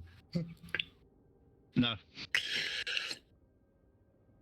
But I'll have to tell Asmodeus, I'm sorry. I shoot him in the head. Again, is that sad? No, I wouldn't. Because last time that happened, it all went to gold. And the demi-plane that you were in was a little place called Nisus. Yeah. I mean, Connor does that, and then we just go, well, we're going to Bell's Forge, right? Are you shooting Mahadi? No. I want to, but no. Last time it ended badly when I did that. Are you gesturing or anything like that you're shooting? I say, look, I'm like, look, keep this to yourself. It's not worth anyone's time. It's like, I really can't disrupt anything on any of the planes. I'm sorry. La la la la. If you guys need any help, I'm outside. Then he kind of walks out. Oh well. So I might as well go home now. So I guess it's put up or shut up. Are you gonna go or not? I got to at least try to keep you guys do get alive. the sense that regardless, the game's afoot. Absolutely right now. Unless you want to shoot Mahadi. Okay, can I You basically just told AT&T, like, you just told Google, but Google only reports to, you know what I mean, fucking Asmodeus. Things are gonna get spicy probably right now. Then I think the game is afoot. Let's get moving, like heel toe. Let's go, man. So much for that Before we potion go- of growth. Before we go, I think we should get something to eat. We just ate. A hero's I was feast. gonna make a hero's feast, you douche. Oh, that. Spicy party. I didn't. I never. It's really going today. I never claimed to be intelligent. Can't we eat on the way? No, we gotta eat, and then we gotta let it settle in our tum-tum for an hour. So, Yeah, we've got 4 hours. that's about 3 plot hours. It's a short rest-ish to get there. So we can do it on that. Yep, Do it en route. you can. So, yeah, let me hero's feast everyone. You're up 20 hit points, temp. Oh, Okay. we're already Use at an extra 24. 5. No, you're at 15. No, we had 24 from Epione. Well, those of us that had Epione's boon had 24. Those who now Epione. hit 20. Yeah. I hate to be this person because obviously I have to follow the rules because that's me. But Epione doesn't give you 24 hit points. She doesn't. Epione gives herself 24 and everybody else 15. Oh. Okay, so you get 35 then. No, 20. So it's 20. They don't stack. No, just saying. It's just it basically it gives the celestial resilience gives. Okay, fine. But you get all the other You give us, which is fantastic. However, what else does it give us? It gives it gives us a temporary hit points, and what else does it give us? You are immune to fear. Correct. Wisdom saving throws. All wisdom saving throws are advantage. Maximum hit points. Benefits last for 24 hours. Creature is cured of disease, poison, becomes immune to poison, and being frightened. You're welcome. Oh, yeah, you can be frightened. Yeah. Poison and fear. Well, I love you. I love you. Poison and frightened are off the table. For 20. Okay, so what I'm going to do right now, the quietest guy wins. Gary, you're leading the party to the ship. You're getting on the ship, and you're traveling. So whoever wants to run to a last shop or whatever, Gary, you are inside the Infernal Rapture. You know what I mean? And you're leading the party to Bell's Forge. It's on your timeline. All right, anybody? I mean, slash Tygon. Tygon. I apologize. Anybody got anything else they want to do before we leave? I wanted to go to the potion shop real quick. I've got 3 vials of Eker. Okay. Can I get... What can I get with those? You can get your growth. One potion of growth? Sweet. Yes. I'm in. Is there any other potions they got there? No. A lot of potions of nerp. Is there a potion? Is there a potion of charisma? Is there a potion of charisma? I mean, it might not be charisma now. It might be something different. He had time to study. It might coincidentally be Hell's in there with good at. With Bunsen burners and schematics and you know what I mean. Just science. So I'll get that potion, head back to the ship, and throw Fedge a soul coin and say, "Here's the next soul coin. Make it go." I'll take my place on the bow. Well, I we're hauling ass. Throw Fedge a soul coin and said, "Here you go." You do notice Lantoris is at the helm. I high five Lantoris. I'm like, yes! Robot. You know what I mean? Tries these things. Doing robot things, and it lifts to about 100 feet and just boom, just like takes off a high rate of speed. Like you guys can feel dust and shit like whipping by you to the point where like like a lot of folks are like ducking to keep the sand and the sulfur and the sulfur. I really enunciated that one. Anyways, the hell shit. It was just hell shit ripping by you, but it's going like wicked fast now. A lot of the kobolds are like they're tying themselves off by ropes and whatnot. Magellan from Night at the Museum is up front, whatever the cartographer's name is, and he's holding a map and it's like whipped against his face. And he takes a knee, and you guys like burn out. You guys can see Olympus Mons size volcano on the Avernus. From where you guys are at, you guys just start heading towards Mount Rainier, right? Like not too hard to land nav for this one, and you guys just start burning out towards this thing. Is that looking undurfed? Miss Guzzi.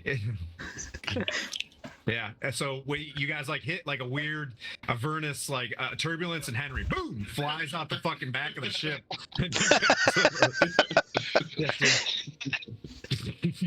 Yeah, make a deck save that you can't. Anyway, so you're like your vestments. That's what I'll do instead of DM. And whip up, and you're just like junking it. You know what I mean? Like if you didn't get your underpants, he asked you to get underpants. Your whole robes like fly up, and you just start like wind ding donging it for a little bit, and then There, we own that forever. That's canon. You got your briefs, that your whatever outfit you're looking for. The halfling ran up and hand that to you. Henry's done windsocking it, and you guys go below deck. Let's see. Is there any other? You get to the idea that you can see the beaches of Normandy, as it were, in the next few seconds. We're going to take top of the hour. Go top of the hour break. Yeah. So let me. You get close enough to this thing. You're driving up. You feel like, you would want to stop and do the 10K offset infill, but you get to the point that I told you saw the squares of his legions and cohorts. Bell's dudes are very, very martial, and they're always running checkered battle drills out in front of this thing.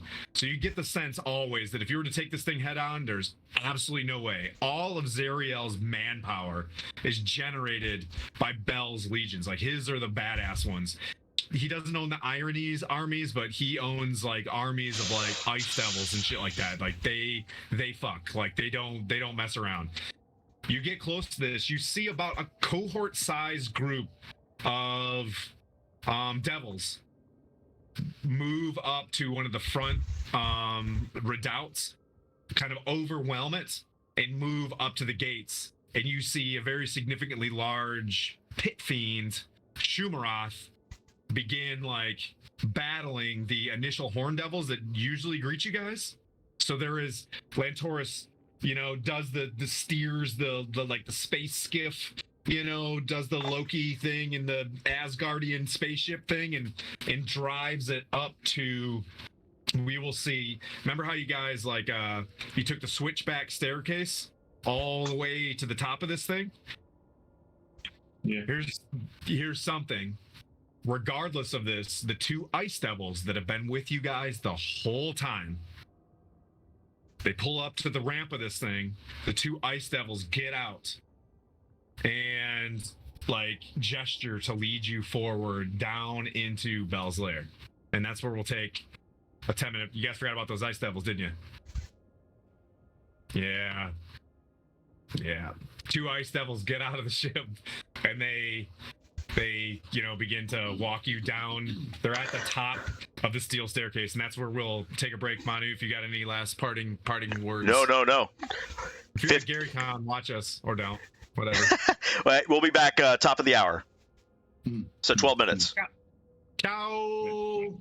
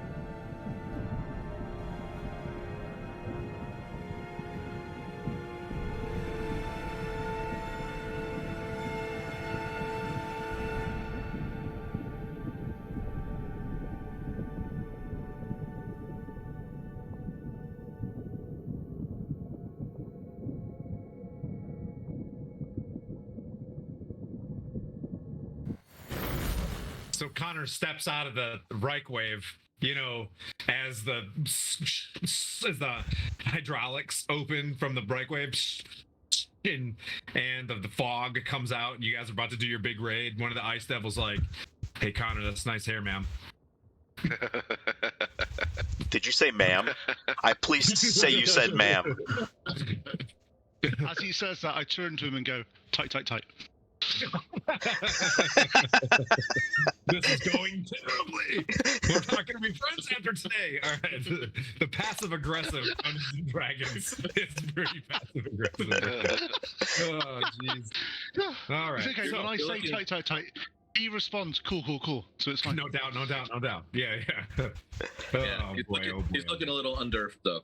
Okay. You guys had this all planned. So, that being said, what's your order of battle, Kygon? PL? How do you want to do this? You got your sand table out?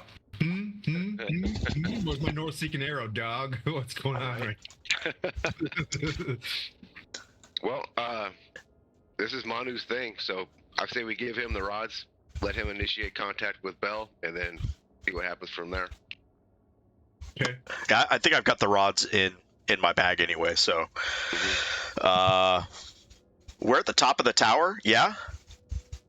You guys are on, there is a like an obsidian stoned archway door that's at the top of switchback staircase. You're thinking Italian going up to a castle kind of thing, where you're up going up to a mountain. Hi. Oh, there's a daughter. Yeah. I was like, hi. I see everything on the map. So there is an obsidian archway with a keystone, archway, and you guys walk in. The two Ice Devils post up right there.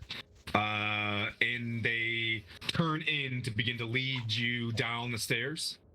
So you guys are way up. You bring up the Reichwave to the top of this thing.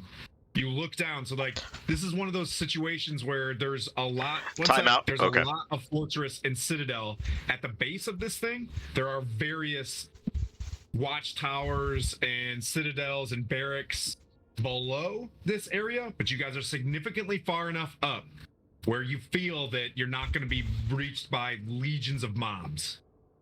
You're now at the portal that will take you down into the volcano. Go ahead, Connor.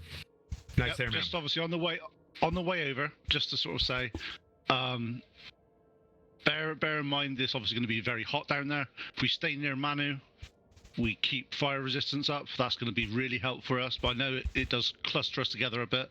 Also, we have the holy warrior that is Merrin. Anyone that stands close to him also gets a bonus to all their saves. Can I make a suggestion? Are you saying this anywhere near the Ice Devils? No. Ice Devils are on the top deck. Yeah, we're saying this inside on the way. Oh, okay. Well, and very quietly. I speak common, ma'am. One of them says, I speak common, ma'am. Right, sir. Did the hero feat give you guys advantage on saving throws as well? It's advantage on wisdom, right? Yes. Okay. Well then, yes, for all others, statement. So it's advantage on wisdom and +5 to all other saves. Or to all saves. If we're next to him. 10 feet. If we're 10 feet away from Mirren. Okay. Gotcha. I don't You don't have it? Okay. Thing. Connor, do you have Apione's player sheet? Yep. Okay.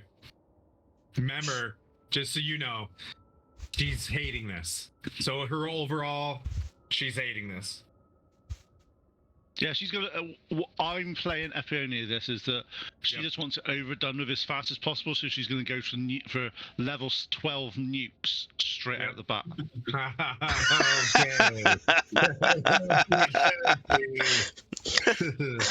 You do whatever you want. Hey, no, I'm not gonna use any of her legendary resistances. Okay. The good thing about warlocks is we leave here, she gets a short rest and gets all of her spell slots back. True. It's her hat. She was very. I'm not touching her hat. Okay. I have other ways of having fun with appearing a character that doesn't involve her hat. All right, buddy. Oh, Connor. Okay. Can we just say, before you walk down, this is just Tim and Pete.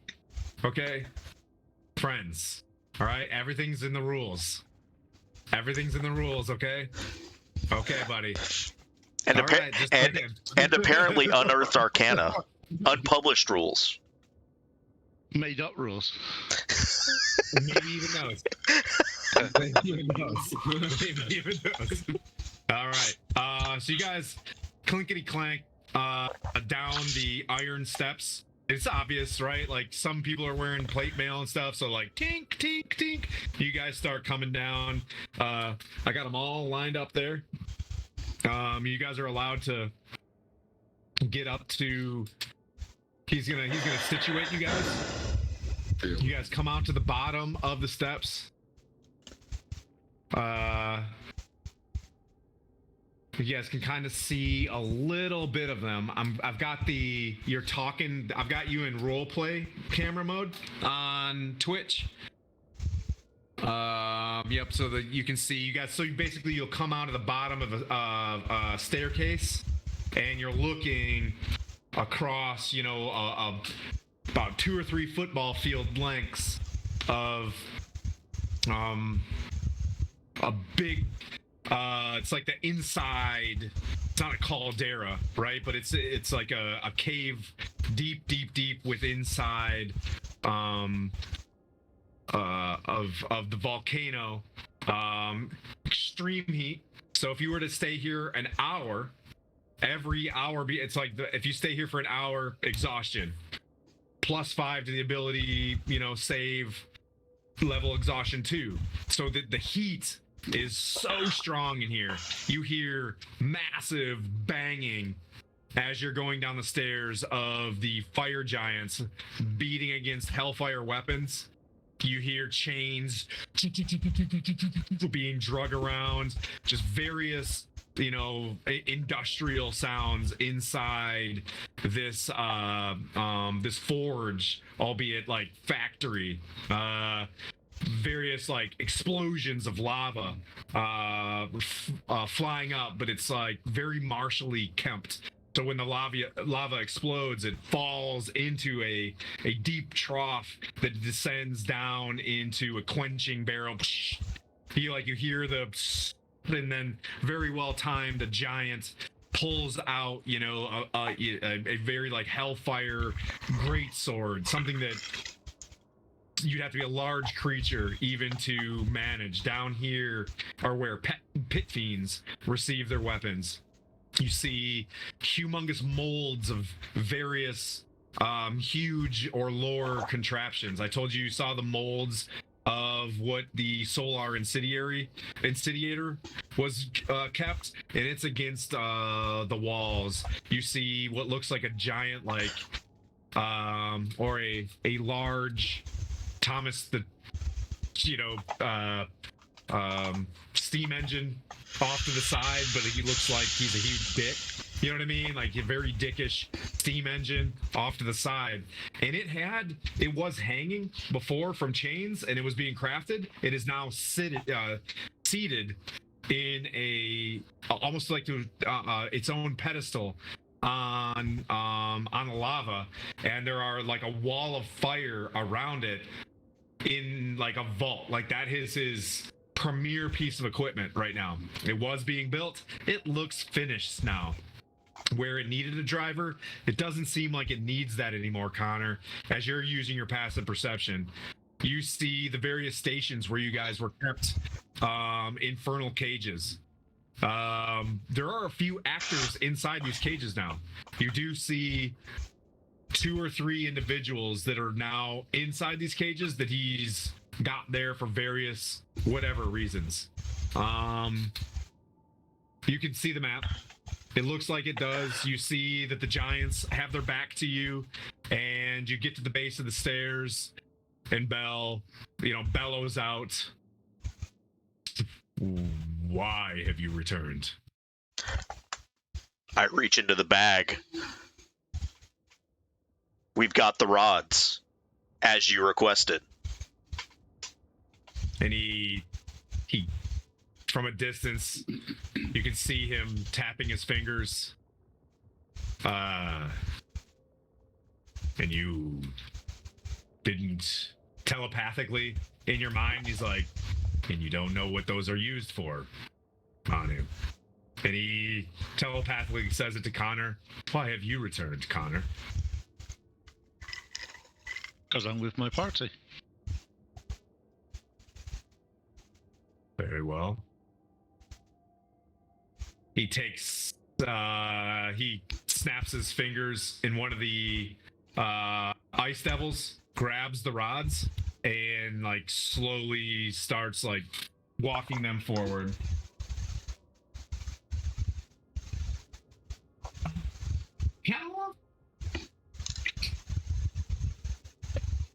Well, I can't say that I'm not disappointed, and brings the rods forward. So I'm assuming you would like to know the whereabouts of the Citadel.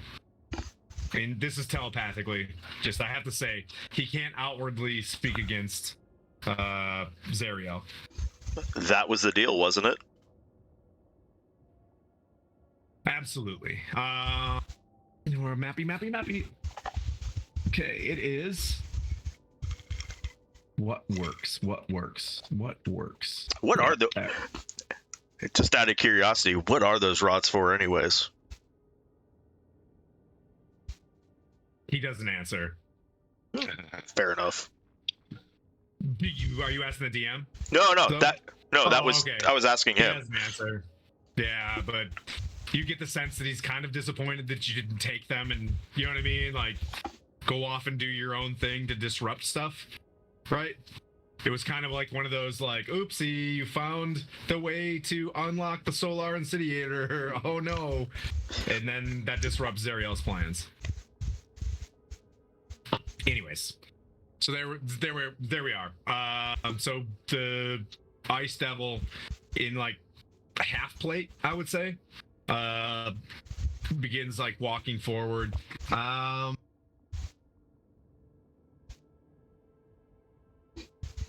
This was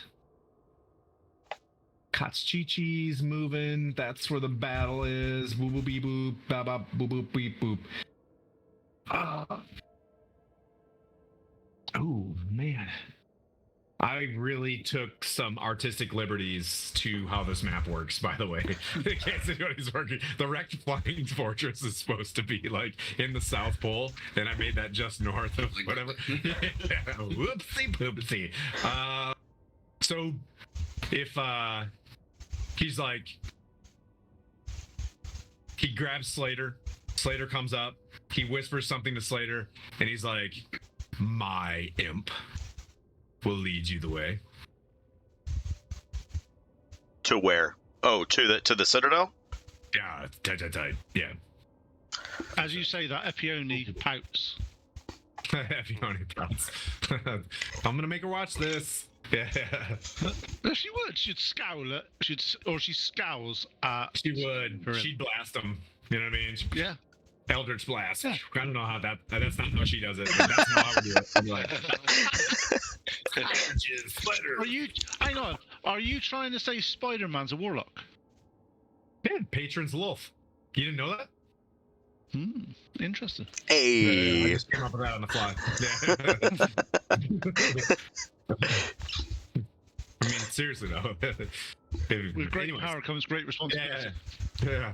Ooh, very nice. Okay, so there you guys are. You're at the base of the stairs, and he's like awkward, and Slater is now a spine devil. Flies forward and begins to tink tink tink walk up the stairs. But here's what you get: Slater did not out you guys. That's for Epione. That's you guys don't see this, but yeah. Epione has a warm feeling in her heart. Yeah, there you go. I really messed up as a husband / dungeon master. She was really keen to this familiar, and I pulled agency from the familiar, and that was a very cold evening post session. Oh well, you win some, you lose some. Like our followers. So where is Bell? Where is Bell at the moment? If you can see in the zooms, you can see his feet. Yep. Okay. So where are we in the zoom? We're in You the can southwest see, corner. Yeah, you're keypad 7. Okay, cool. Yeah, I can just about see us now. Sorry, I was looking, trying to figure out where we were. Just do a quick perception check. Oh, very nice. That was a nat 20 on perception. So 29 perception.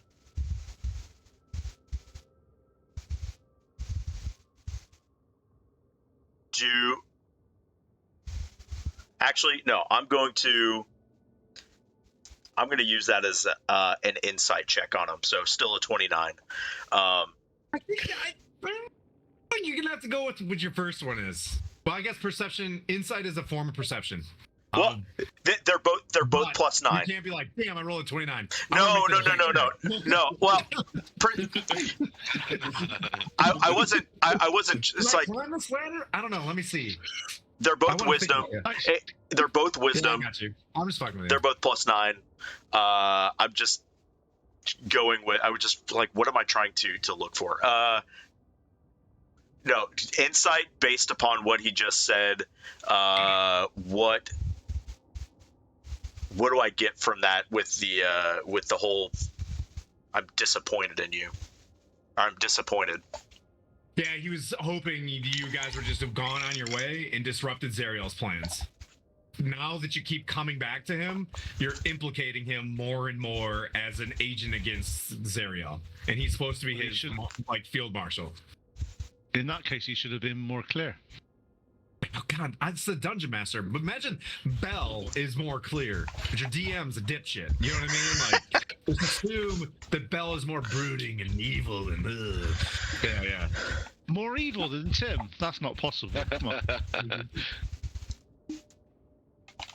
Did he just nose punch you? No, just got up in. What a bad boy. Sorry, my Springer Spaniel. Roger. We having Zoom issues? Well, I don't know. I don't know if Kaigon can get into Zoom. Okay, cool. He can't because of where he's at and what he's doing. So, Be in the spirit party and you take some damage. Do I get the Bell kind of off the side? Like, I feel like you guys are here for more than just adamantine rods. He begins to stand up. Where's that? I'm thinking. He's like, he looks at you and he's like, Connor, are you about to break your contract? No.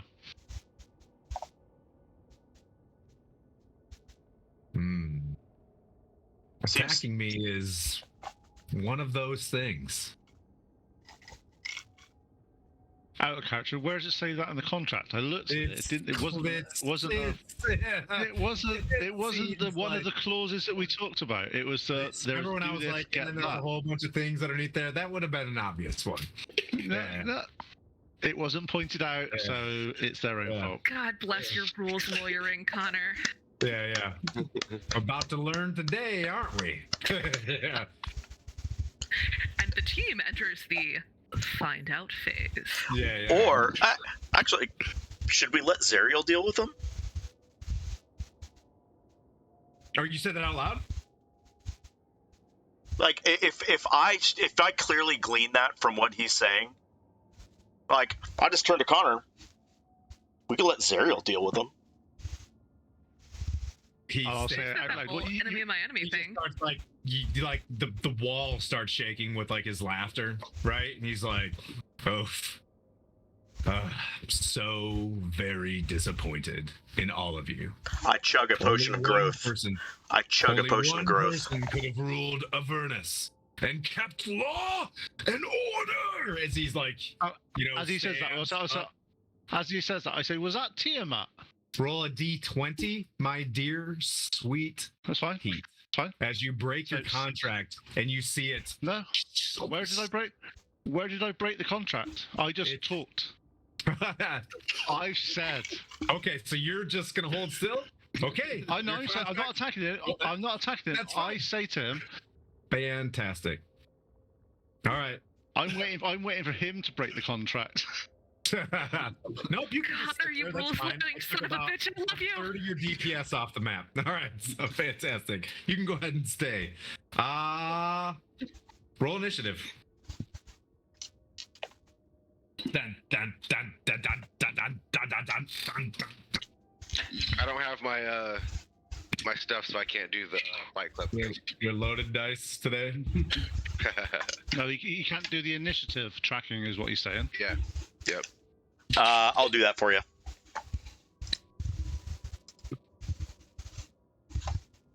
Henry is 12.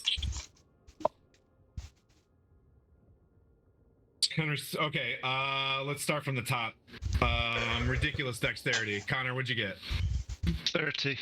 Okay. Okay, let's see. 25 to 30. Okay, 20 to 25. Dirty 20. Okay. Who is that? Tagir. Tagir. Yeah. Tagir. 20. Okay. 15 to 20? 19. 18. 17. Okay, 19, 18. No, okay, so I got a 19 is Manu? Yep. 18 is Kaigon. 17 Valanthe. Okay. Then 16. Valanthe 16? 17. Valanthe 17, yep. I got you. Mirren 16, yeah? Yep, alright. And then I got a box there. 2 boxes. Kluthkin, what'd you get? 13. What's that, 13? 16. 16, okay. He's on top. Okay, so that's everybody, I think. Henry got a 12er. Yep. What did Apione get? Oh. It's a fair shout. Give me 2 seconds. Epione got 15. Roll another one. Just roll a d20. Tell me what you get. 19. Okay, she wins. Okay. Let me type this up real quick. So I always like, I just so you know, my rule is I always give a boss like a 20, and I always give my strong mobs a 15, my lower mobs like a 10. You know what I mean? Like I figure a goblin, you're a 5 or whatever. So you guys actually did get kind of a jump.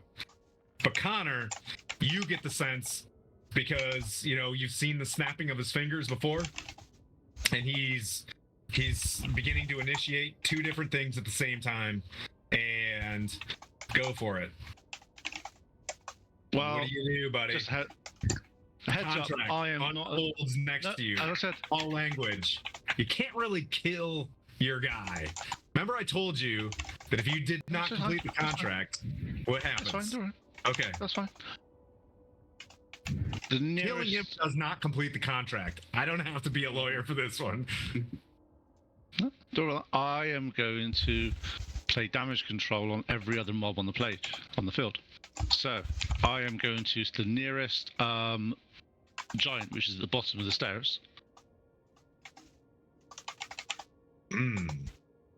There is a giant, isn't there? Yes. Do you want me to? Anybody want me to adjust the map to overhead, you guys? You guys know where Bell's at. If anybody wants me to change the map or zoom in or anything like that, I can show you where the party's at versus where those. If you could do a slight overhead of the bit where we are at the moment, that would be useful. Yes, sir. I don't have Zoom right now, so we'll describe it for you, Gary. Yeah, I appreciate it.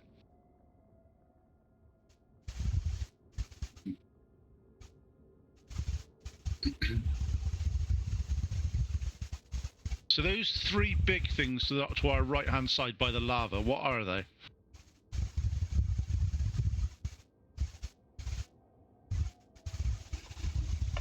Those 3 big things There's one in front of a pillar, and then there's a... That's an ice devil. Yep, and the one next to us at the moment is... That's Mirren's nightmare. Okay, and the guy behind it is a fire giant, yeah? Indeed. Can you see? Yes. Okay. Yep. Okay, in that case then, I cast Hunter's Mark on the giant behind the nightmare. The giant behind the nightmare. Copy. Right.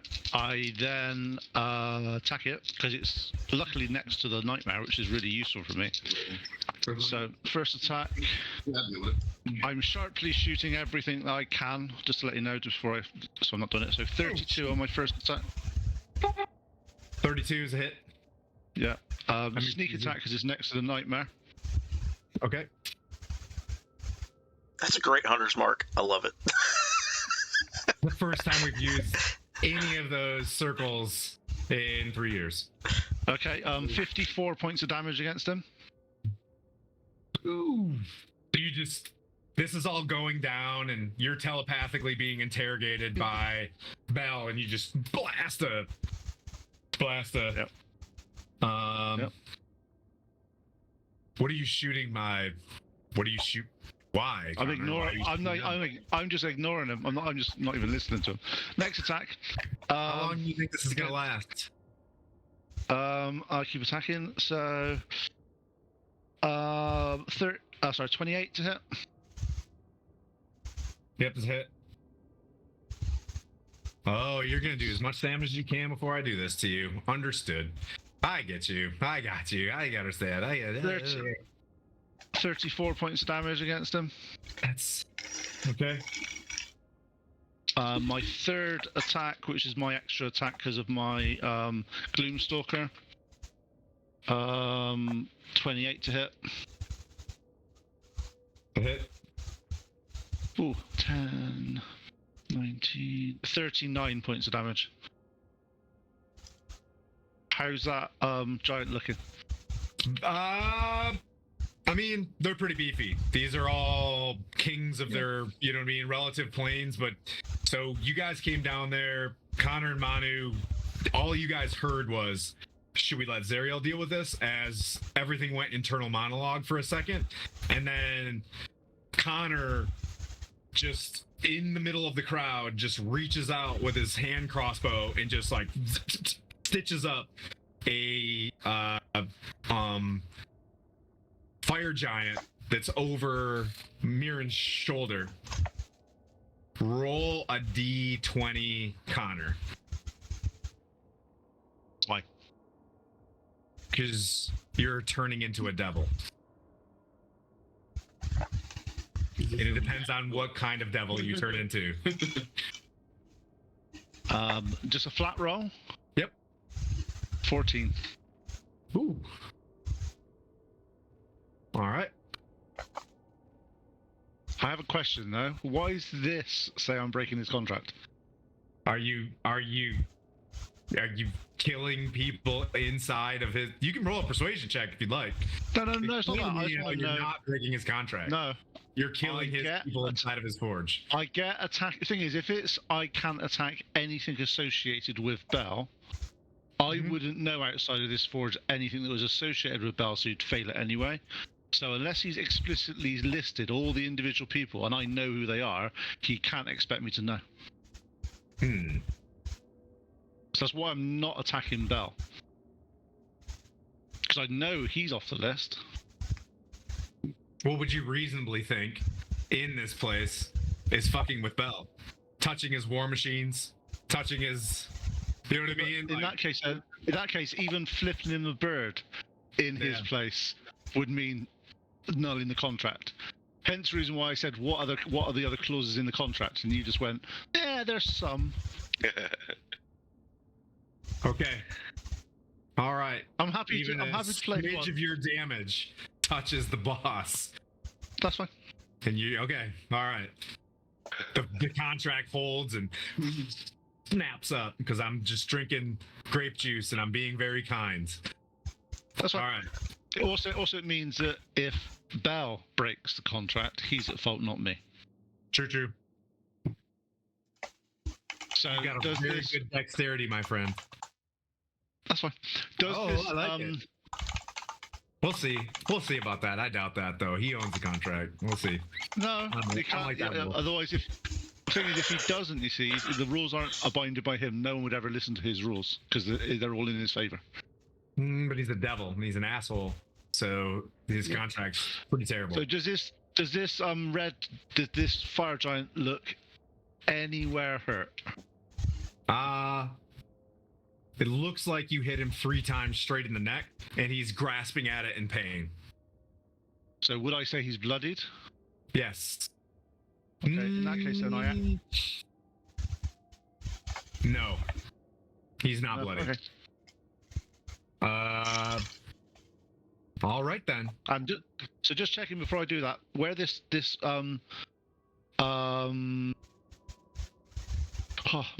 staircase is.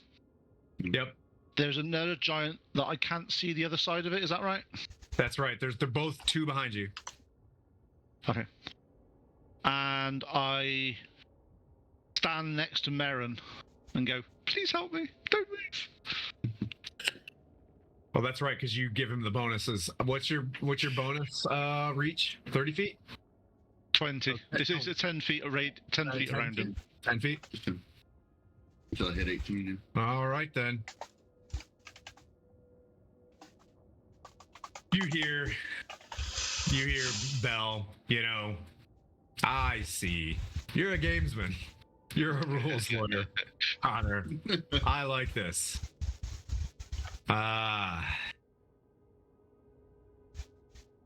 Well,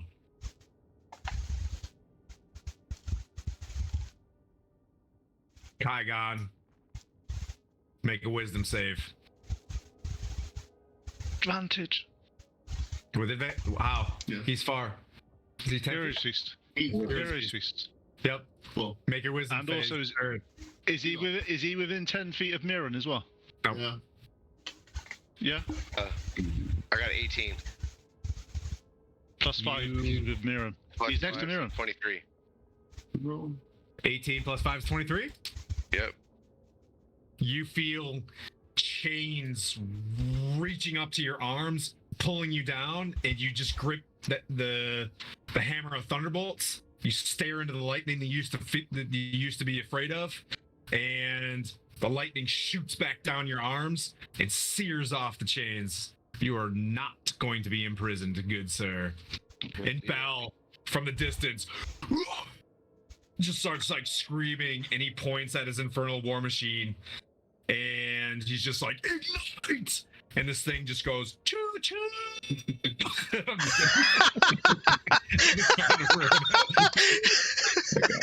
Oh, somebody clip that. Somebody clip that. Clip.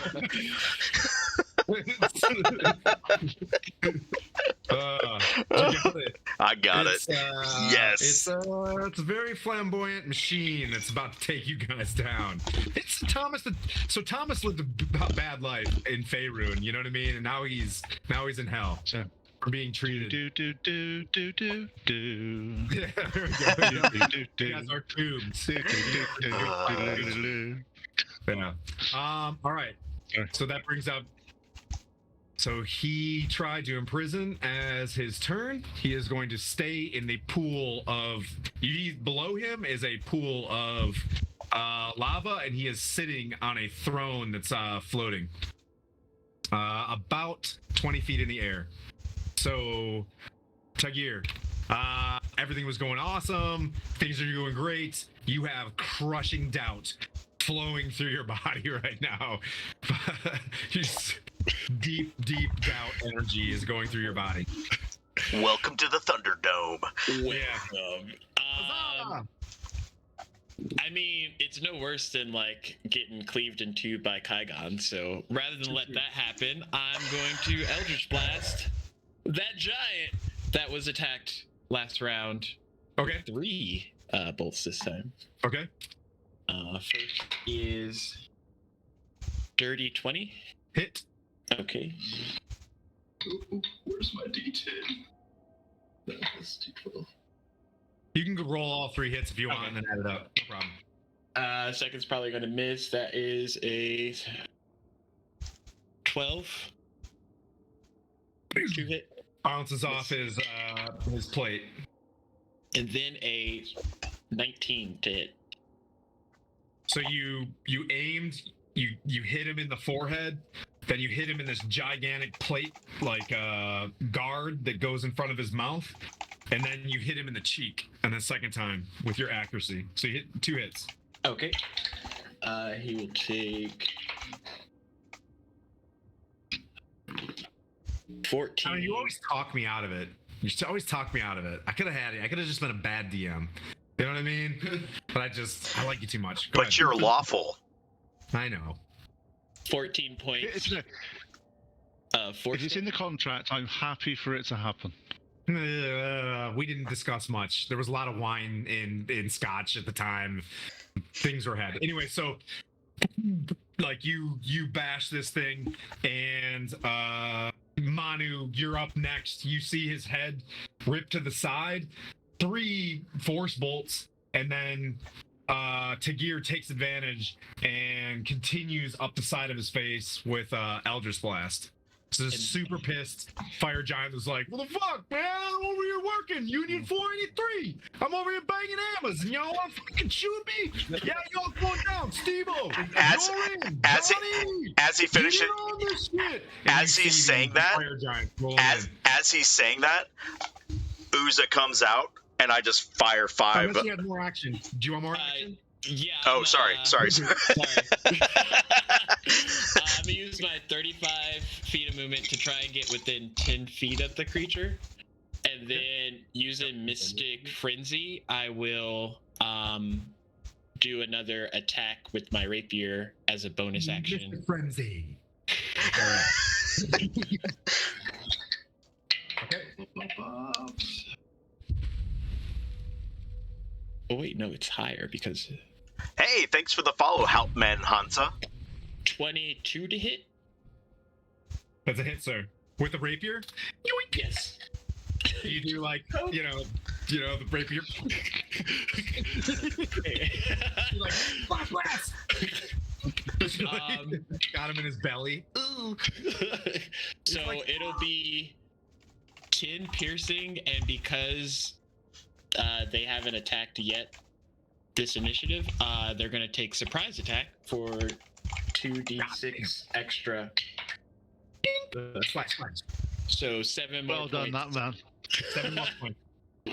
So he just carves a Z on its belly. Yeah.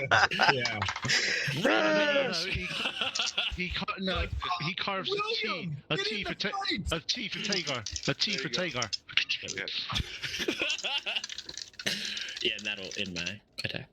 Manu, you're up, buddy. Sorry, I was building you up for your on deck. I got too much build up. My bad. You're good. As he's calling out his friends from New York, I'm just we're from Yonkers, bitch, and the dude just like runs. He's like, "How dare you!" And they're running. I swing around and summon Uza, and he's gonna have 4 more Eldritch Blasts coming towards him. Man, not a good warlock energy right now. I'm big. What hit him? What was the lowest that hit him? Nice try. Well, no. I've got 4, so I'm trying to figure out which 2 hit. So does a 9 hit? No. Does an 18 hit?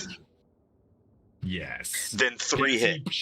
So he 3 hit. The first one with like a very a pauldron. He's got like chain with like cutout like hands, like knuckle gloves, and then you hit like right in that spot in his hand. He's like, ah, God. Gods. So 3 more hit him for a total of 19. Okay. And as a the bonus action would have been that, and then at the end of my turn, I will chug a potion of growth. Nice. I need a giant turtle. Shoot. Because you're getting like double in size. I become a large creature. My weight doubles. Is that what it is? No. times 8. times. My weight multiplies times 8. And yeah, so I'm now a large creature. Wait, What, 4,000 pounds? Tons of fun, man. You start sinking into the floor, and How do I weigh more than one of these fire giants? just fucking playing. Man, come on, let's play some Dungeons. Come on. Hey, easy. Hey, everybody, take it easy. Manu, Let's if stop you look having on fun the here. screen, that's my character in another game. Hell yeah. And he's got. So I've actually got a medium mini of him and a large mini of him. Nice. Very nice. So this is for 3 hours. The D4 makes this for 3 hours. Okay, you're really pushing your schooner limits. All right, Kygon, and then Valantha, you're on deck. Milady. I'm gonna place my echo on the back side of that guy, Okay. that same giant. Okay. And give him. I'm gonna use my. What do I do to use? And just like. Guilty by association, buddy. Yeah. And that's gonna be a 25 to hit. That's a hit, sir. You coming in with a hammer? You running over? Yep. Oh, this is the echo. Oh, yeah. My echo, yeah. Let's see. That's 30 points of damage. God damn. Okay. Swing behind him. Like so his head's been taking massive damage. You can see the back is not well protected, and you just like sink in the back of his skull, and he just starts like slumping over slowly, and he's trying to get like one last hit in as he's graying out. So he doesn't get one last hit in, and that's going to be a 29 to hit. That's a hit. Bold. 9, 21, 31 points of bludgeoning. Okay. He just you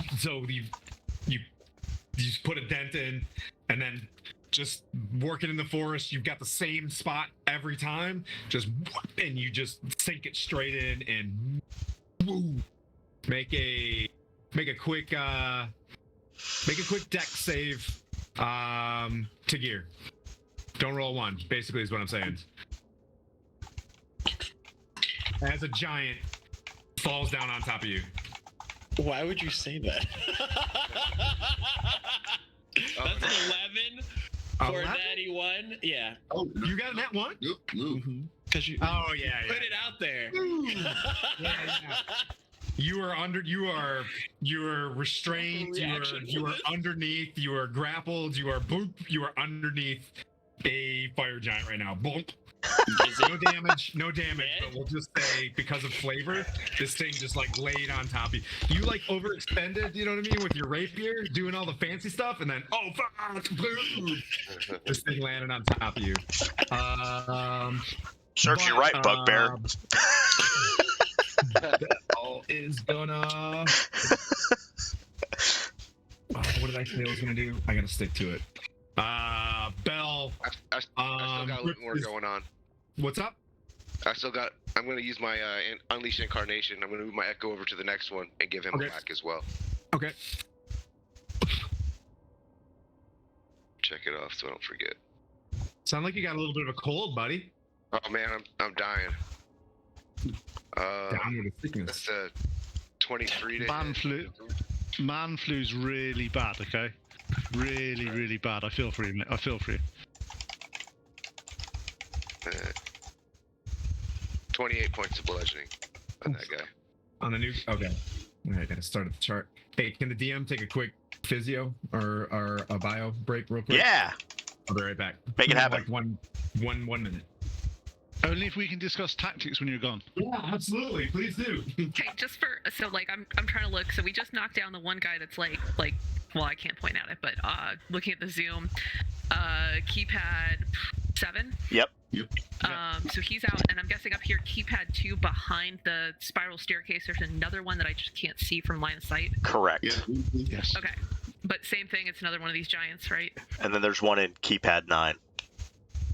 Keypad 9. On that okay. note, I do think we probably need to prioritize Bell and try to get a couple of us mopping up the smaller ones, just so because don't give Bell the opportunity to sort of I mean, I vote Mr. Thundertwerk goes after Bell, and us like little shrimps down at 17 go after the pipsqueaks like myself. Yeah, but I can't go after Bell either. I'm with you guys. All right, so you can roll a team pipsqueak. Yeah, so my size doubled in all dimensions. Yeah, so I think you're going after after Bell there. I Thundertwerk. am 12 feet tall now. Keep that to yourself, okay? Just keep it to yourself. Thank you. Nobody needs to brag I said about being tall. 12, man. I just said I am 12 feet tall. He's bragging about everything doubling in size. That's all I have to say. I'm just letting you know. What you're seeing is a 12-foot turtle. He's angry. Spicy. Wow, what happened with Mother's Day, man? Like, did Mother's Day not go well? Like, you didn't come back swinging, or what? Let's see. Are we done, Kygon? Oh yeah. Yep. Calanthe. All right. Okay, so he gets a legendary action. Mhm. You see him in front of Kluthkin.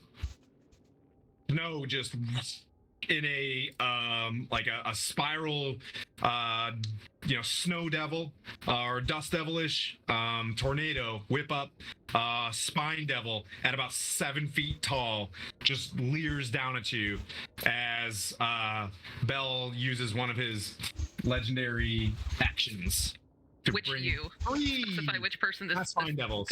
Ice devil. Okay, who is it leering at? You just said you. Okay, got it. He's got like this gigantic glaive and about to come down on him. This is why you don't fuck with him. Archduke of Hell. Okay, well, because we totally didn't pregame any tactics whatsoever, and this guy is totally different, and I don't want to see my like big blue friend here get like axed to the face or anything. I guess I'm gonna haul off, and round one goes against this new. You said Ice Devil? Yep. Cool. I'm also Oathbow. I copy that we are at a new sunset. I can use this again, but I'm gonna hold that off until I've got a juicier target. So this guy's just gonna get a quick pow to the face. 8, 14, 22.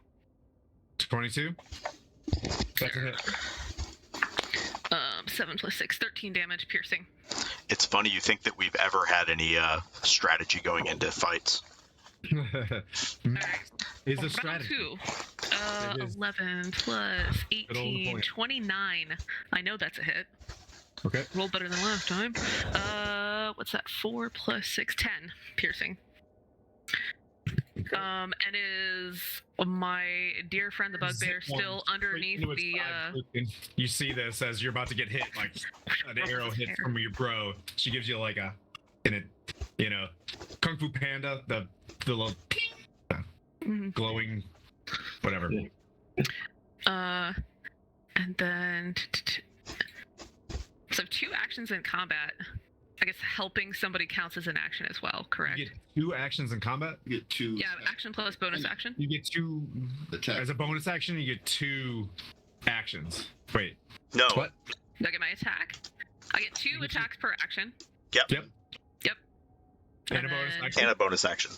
Bonus action. So on my bonus action, I'm running over to Tagir, who is now like getting pancaked, right? And I'm gonna try to haul him out from underneath. That's an action. So that's my bonus that action. Would be a whole action or 2 attacks, right? Okay. So an action would be 2 attacks, or an action. So I did my 2 attacks. Yep. So I did my 2 attacks. Yep. And my bonus action is I'm gonna go help pull Tagir out from underneath. No. That's a whole action. Okay. Got it. Then I'm just gonna. Action would be like you want to chug a potion. You want to. There's a list in your thing of bonus actions that you can do. They're very specific. If you go into tab 3 under all, so under actions. Yeah. All attack, action, bonus actions. Those are the things you can do. Oh, okay. In any of your turns, when your beast companion doesn't attack, you can use a bonus action to command the beast to do some shit. Or you can vanish. Yeah. I guess I'm gonna. I don't know. I guess vanish then, because I'm making this up now because I totally fucked that. That's okay. Okay.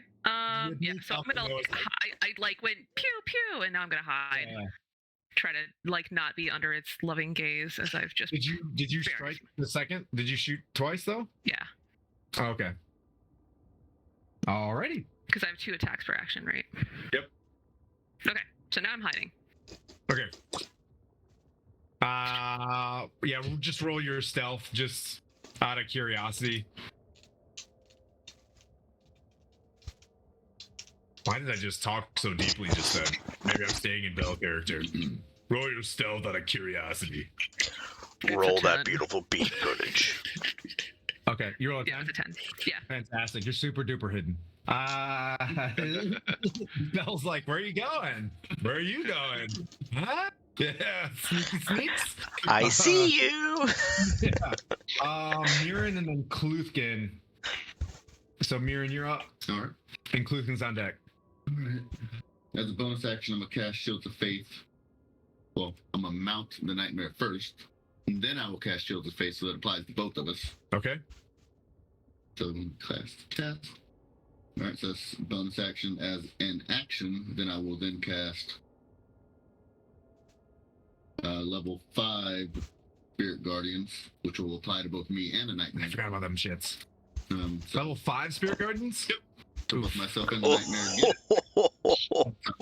Are you gonna use it? You gonna put it down? Go ahead and knock things over. I don't give a shit. Knock the pillar over. I don't give a fuck. That's what they We're do. done with this map after today anyway, so like, So you guys see like these angels in celestial plate mail just like doing this massive circle, like sprinting and slashing shit all around him. You know, I've always talked shit about paladins, but Mirren's really good. So, do I want a chance to speak. I'm gonna stab back and be like, "That's my boy." Fucking beat. So both myself and the Nightmare have a aura of 26 damage. Spirit Guardians for things that start their turn in. So that ice devil got one when he starts his turn. 26 damage. He's probably in there. Oh, both of them. You could put. But they got to do it. Hang on, haven't they got to do a wisdom save? And they get half damage if they throw, or they take half as much. So they'd be 52 or. And roll like shit. I got Wheaton rolls over here. So it's a dex save, or sorry, wisdom saving. I'm not a fan of Will Wheaton. I put that on tape. He seems like the most off-putting human being. 19 yeah. DC. Okay, 19. Yep. Oh yeah, they're gonna get smoked. Is that because he's got a beard? Yeah. I mean, it's hiding a weak chin. But so let's see. All right, that's enough wine. Love you, Will Wheaton. He does have really bad dice, though. Yeah, he does. Maybe he's friendlier in person, but when I saw him in Critical Role, it seemed like a person I would not want to hang out with. He seems so grumpy. Did you ever watch Tabletop on Geek and Sundry? You're moving? Oh, because you're encompassing them. Okay. Yeah, I'm hold right now so that we. And they are fiends. Does that mean they're rolling a disadvantage for your AC? Or no? Okay. No. Sorry, I made that weird with the Will Wheaton thing. I apologize to our non-viewers. But anyways, the people who do not want to know who's watching, it doesn't matter. No, nothing. Love you. Let's see. I will reposition though to get centered on the group, just to get a little everybody in that 10. But yeah, get them away. Actually, you know, I'll just float here. Don't worry about the terrain. My Nightmare can fly, so we're up here like 10 feet, just chilling with people. Boop, right above everybody. Oh shit, Distal, are you watching? Oh yeah, yeah. Distal's been here the whole time, lurking. He's a good shit. We were gonna link up and do bunkmates at GaryCon, but it didn't happen. Well done, Mirren. Keeping everybody alive. Well done. All right, man. I rolled my guys too low. Mirren, all right. Kluthkin, you're up. Ice Devil stands before you, but 2 arrows like rip into its side, and your buddy like, ew, hope you don't die. Nice. All right, I'm gonna escape the horde, get away, get some distance. So you step back from the Ice Devil. Yeah, I need to hear these out loud with free will. Are you stepping back from the Ice Devil? Listen, he's Danger. Yeah, escape the horde. They have disadvantage on his. Oh, I'm sorry. Your acoustics in your room. I'm having it. It's okay. Kind of echoey. Yeah. It sounds like you're in a metal box. It's okay. I like taking sips of wine, anyways. It's a good break, and then I can think. What kind of? I mean, not wine, because this is Twitch. Grape. What kind of grape juice are you having, Kara / Valanthe? This is definitely one with an owl on the grape juice bottle box. Nice. All right, I'm going to escape this creature to get disadvantage on opportunity attacks. Okay, so it's gonna roll though. Yeah, I'm gonna roll. Ooh, can I use my unicorn die that Addie gave me? So this is Adrestia's fault if this hits. Oh, blaming your daughter. That's not very nice. That sucks. This is big time. This is big time. You know how many pee beds I've cleaned, and you know what I mean? Like, come on. She knows I love her, but if I can just blame her for one little thing, that'd be great. All right, so you scooch back. Yep. How far did you move? Moved about 10 feet away, just like towards a little pillar. And you stayed inside the Spirit Guardian. So as you moved back, you see this like perimeter of angels whipping around you, kind of inspiring to people who've been in hell for a while. So you're like, this is nice and fresh cozy air. in here. Yeah. All right. Fuck, I love that. I love that Pope hat. All right. So missed, huh? I didn't hear what you said. Did you missed? I missed. Sorry. Yeah, I got a bit more clear. So I want to cast a Hunter's Mark on that creature. Okay. Yeah, we got more Hunter's Mark. So as you stare, your eyes squint, and a bit of like a wreath of, that's whatever Hunter's Mark is for you. You see that. A little glowy thing on their forehead. Yeah. Next time, in our next campaign, we're gonna be more. All right. Things. I see it. I hone in and just loose one shot after another. Okay. Oh, that's 18 on the Ice Devil. I'm gonna check real quick. I'm sorry.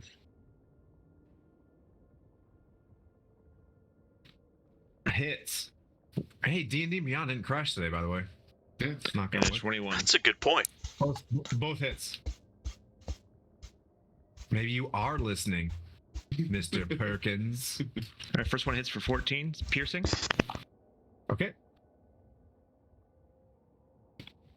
Next one hits for 12, piercing.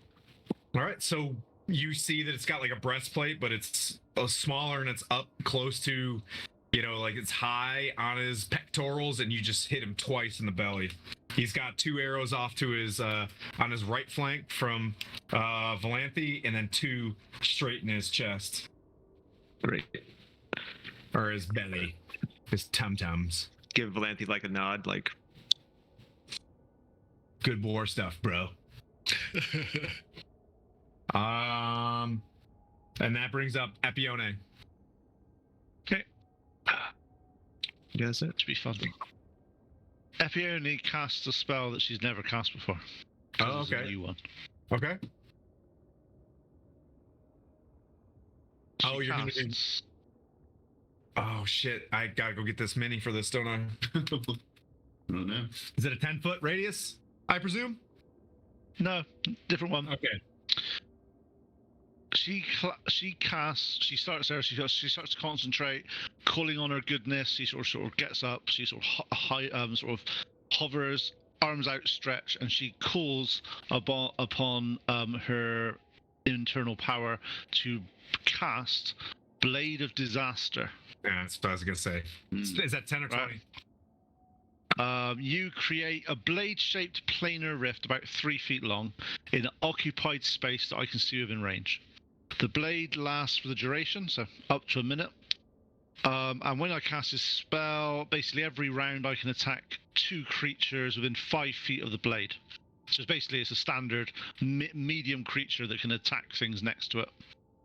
Name one. So I cast So I cast it next to the giant that we've been beating up. Okay, the one in the back. Yep. Yep. Okay. And so 2 attacks. Oh, critical on one of them, and not critical, and 24 on the other one. They hit. Stop killing my tank. Yeah. So for like critical, it does 12d12 points of damage. Whoa. Right? Wow. That's like max on that. I don't even know. 240? 244? 144. 144? I'm sorry. I'm not a very good officer. Boop, boop, beep, boop. I'm just going to roll some dice a minute. So that giant. Yeah, it's 144. Okay, let me add the math. Hang on, no, it doesn't do 144. It's not max. It's just 12d. Hang on, it's a weird one. It doesn't actually do maximum damage. It does 12. So I'm rolling some dice a minute. So give me a second. The highest it can get is 144, but it's not going to get anywhere near that. If you crit, explain to me why you're not getting max damage. Because it's in the rules itself that gives it a different crit profile.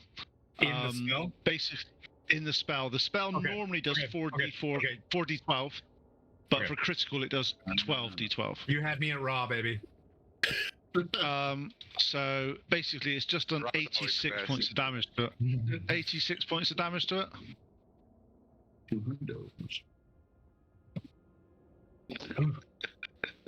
Okay. Is it still alive? I love that all of us are just trying to hold our shit together from that last comment. That's what's really getting me right now. The giant? Doing math. Oh, no. Is that Tim being raw? Okay, right. Okay, next. And the second attack does 14. It's alive. What? I said what I said. 37 points of damage on his second attack. 37? Yeah. All right, so the blade flies in, zips him up like crawl, and you see him like this massive gash below the ribs. Grabs it, but he's still got the hammer. He's looking rough, but you can tell he's got a little bit of firepower left in him. He's bloodied. I don't like this term because, I don't know, it's just half. He's halves this. Yeah, he's semi. Yeah. It's 150. Not gonna tell you how much damage he did, but it's not 157. All right. Total. Okay, but bear in mind this rift is staying there. It's something I can use every turn. Okay, I'm using my unicorn die for it. Because it was rolling like shit anyways. Do I have the Epione? Is that it? Yeah, I'm just reading the rules on this. I might have to be a bit more careful. This attack scores a critical hit if the roll is 18 or higher on a d20. Okay. Cool. But okay, just for a future, so I remember. I mean, that's her big mamma jamma spell. She can get that back with a short rest, so she's not going to divorce me. So that's what I mean, and that's why I said it's a short rest thing. Cool. It's okay, Tim. You can always blame Connor for this one. But she specifically said, the only other person I trust to have drive me is I was like, I'm giving you I don't want Connor to control this character. You were a little bit spicy the other day, so she's nervous. All right, it's mob time, baby, and let's just do this from jump. You guys hear choo choo as the WWE music, and then the lights go down, and then they go back up. I'm sorry, was it WWE Raw? Yeah. Tight. So we're gonna go with the Hellfire engine. Chugga choo choo. Hellfire engine. No, Thomas. Here we go. You know how it goes. Don't attack us. Like this. Don't attack us, Thomas. What? Yeah, Thomas is coming. It is going to Flesh Crushing Stride. The Hellfire engine moves up to its speed in a straight line. During this move, it can enter large or small creature space. It's going to go 40 feet, which isn't far. It's going to keep cruising 40 feet forward. right there. Right about there. Yep. And then it's going to. I get to roll a die 6 to see what it's gonna do. Tim, just one question for you. Obviously, the Spirit Guardians, just to let you know, there's one thing that it does about every creature in it that isn't us. It gets treated as difficult terrain. Oh. Just to let you know. So as soon as it ends with that, it then can only move half its movement. Right there. As soon as it gets in it. Just saying. Just letting you know. Just letting you know. It takes the Spirit Guardians damage. Yep, it'll take thunder. Yep, and it'll take that. The Hellfighter engine targets a point within 120 feet of it that it can see. Each creature within 30 feet of that point must make a DC. Okay, so it is going to turn, aim towards. It's a deck save. Fun.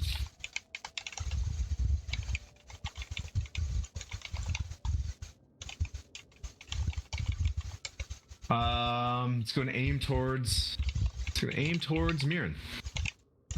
You got this douchey shield of heavenly light. You know what I mean? So go make a deck save, and everybody within 30 feet of him makes a deck save. Is that all of us, basically? Yeah, You could be more clear, man. Like, it goes bloop and shoots a cannon. Boom. Question for you, Tim. How many of us are outside of Mirren's protective bubble? Well, I believe everybody except like Bugbear and the what do you call this? I guess your illusion guy are outside of 10. Everyone else is in 10. It looks like. so I ran up to go kind of pull the Bugbear out from underneath that. Does that? I guess that means me too. Yeah. So okay. Valanthe is at the Bugbear. Yep. He's at Tagir. Yeah. So out. Yeah, I think that'd be like right at the cusp, I guess. So pretty much everybody except those two is good. You can knock over that thing. That's fine. Oh, weird. Can you guys see? I rolled a 26, so I'm feeling kind of okay. Nice. Nat 14 plus 12. Okay. You still took 5 fire, and if you passed, okay. So who did everybody? So who got? Is everybody rolling right then? I presume. Yeah, everybody. All right. So Henry, what'd you get?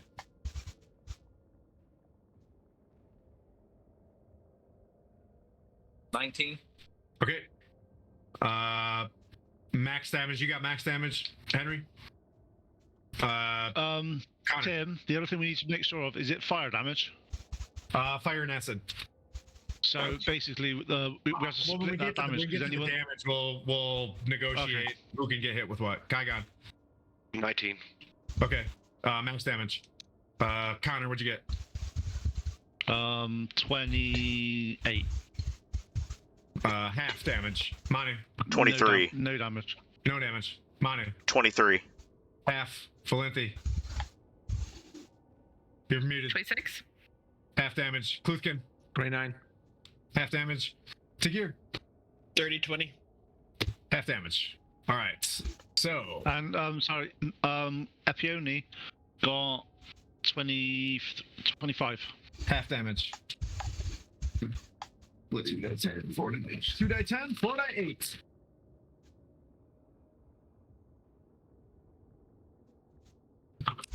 Okay, so 7 for those that got half damage, 14 for those that got full damage, and that's fire damage. So everybody take half of that.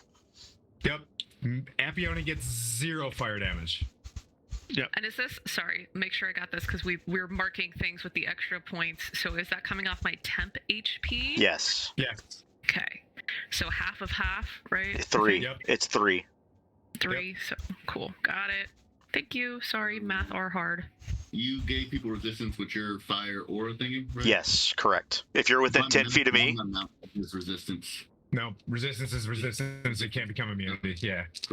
That was like page 2 of the handbook was like, yeah, if you wanted to know, unless it. Good to go. Yep. And then acid damage. 22 acid damage to the max. Guys, 11 for the half damages. People that fail the damage throw, you are currently drenched in acid. You will receive more damage in the next round unless you do something to remove the acid. And I believe that was Kygon and Kluthkin and Henry. Okay. Yeah, Kluthkin got a high roll. So Kygon and Henry, you have max damage. You are covered in acid.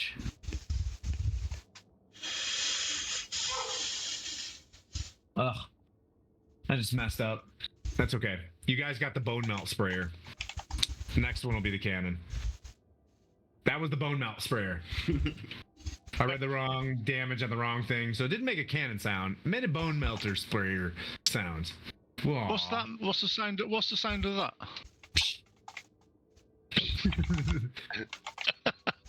All right, Ice Devil time. Kluthkin, guy charges up to you. Takes 26 or 52 damage, depending on. Well, he's already in it, and he failed. Took 56 damage. 52. Just from ouchies. Yep. Tim, just to let you know. Sorry, Tim. I rolled a concentration check on Epione for a spell, and she passed it. Okay. Okay, thank you. And the other one got 52 damage as well because he failed. But that one over there is outside of it. Yeah, that guy's good. Yep.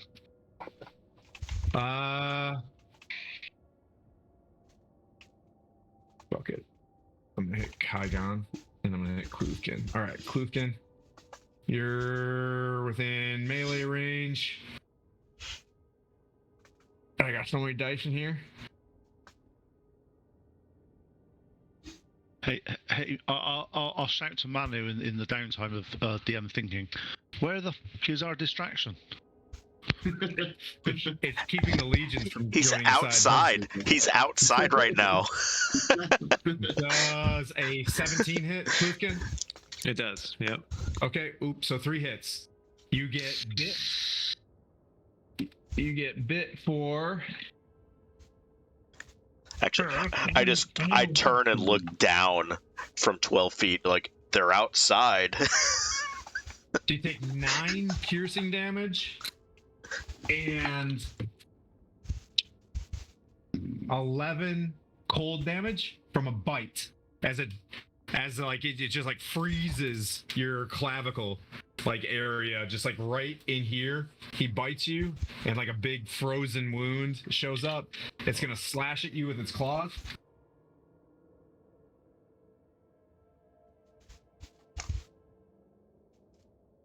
For 8 slashing and 9 cold damage, as you like 3 gashes of like frozen wound open up in you, and then it whips its tail at you and hits for another 8 bludgeoning damage and 16 cold damage as your back kind of rips open and freezes and gives you frostbite. Yeah, that happens again. I'm toast. I'm done. Oh, the reaction against that and do sentinel attack on the ice devil that attacked him. So okay. I will attempt to swing from on high. Is the ice devil a large creature or medium? Large. No. Large fiend, if that helps you. So that'd be a 17 to hit. Hits. Then I will attempt to take him down so that he stops getting hit in the face. Alright, 9, 6, so 15, 8. That's 23 plus 9, 30. No, 14, 9, 22 plus 9, 32. Plus 7 would be 39 damage onto the ice devil that was attacking Kluthkin. Okay. This comes sliding over right next to you. Does that move you? Or does it just... I'm right above them, so at 10 feet above the ground, so... You just slash down. Probably like right at eye. Yeah, you slash over and hit this thing as you're being attacked. You gain some familiarity with your friend as, like, you get hit, and a dude just automatically just, like, swings and hits this thing as well. So, kind of uplifting in terms of, like, bromanship, Kluthkin. But you're still in a bad way. Yeah, I'm hurting. Yeah. Kluthkin just like really struggling. Other Ice Devil goes over to let's see, Tygon proper, because he's right next to him. The highest was an 18. Kygon? He muted, but he said no. He said no? All right. The other one bursts through the celestial stuff. This one over here, farthest away, it's going to go through it regardless. It's going to take its 50. It's going to take its... Nope, it passes. 52 or what? Okay, 26. And it's going to go to Kluthkin, unfortunately. Ooh. Yep. And because he sees him going down and they're devils and they're assholes. Does a 16 hit? You're attacking? That's my... Yeah, it hits. It hit. A 16 hits. Oh, all right. So we're gonna go back down the batting order. All 3 hits. It bites you for 7, 8, 9, 10, 11, 12 piercing, and cold damage is 9, 10, 11, 12 cold damage. Then it's gonna hit you with its claws.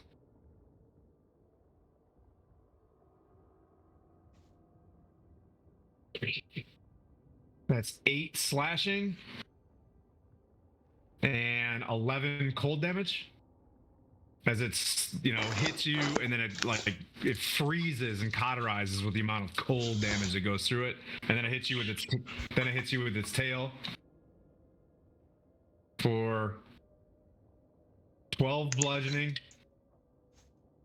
That doesn't count. That was a 6 though. Lucky. Yeah. Oof, that's a big 19.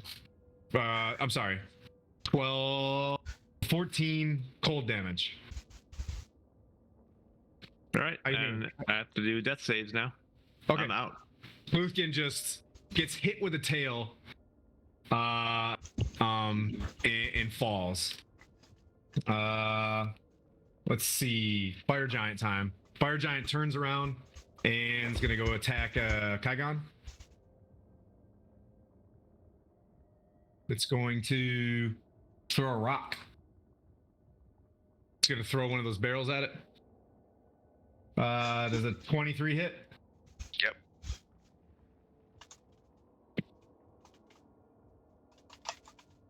I put barrels in there, so I gave like 3 or 4 things for them to throw, so it doesn't become like hackneyed. Yeah, you can't just be throwing rocks all day long. Yeah, so he got hit with a bookshelf or something.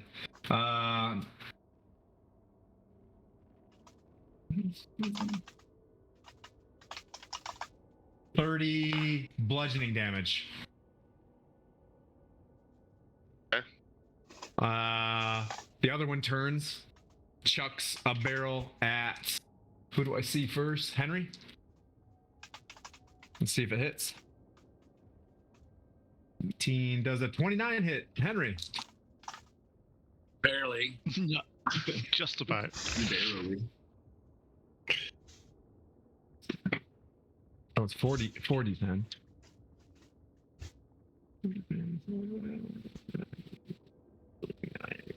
14 equals 16. 23 bludgeoning. Fine.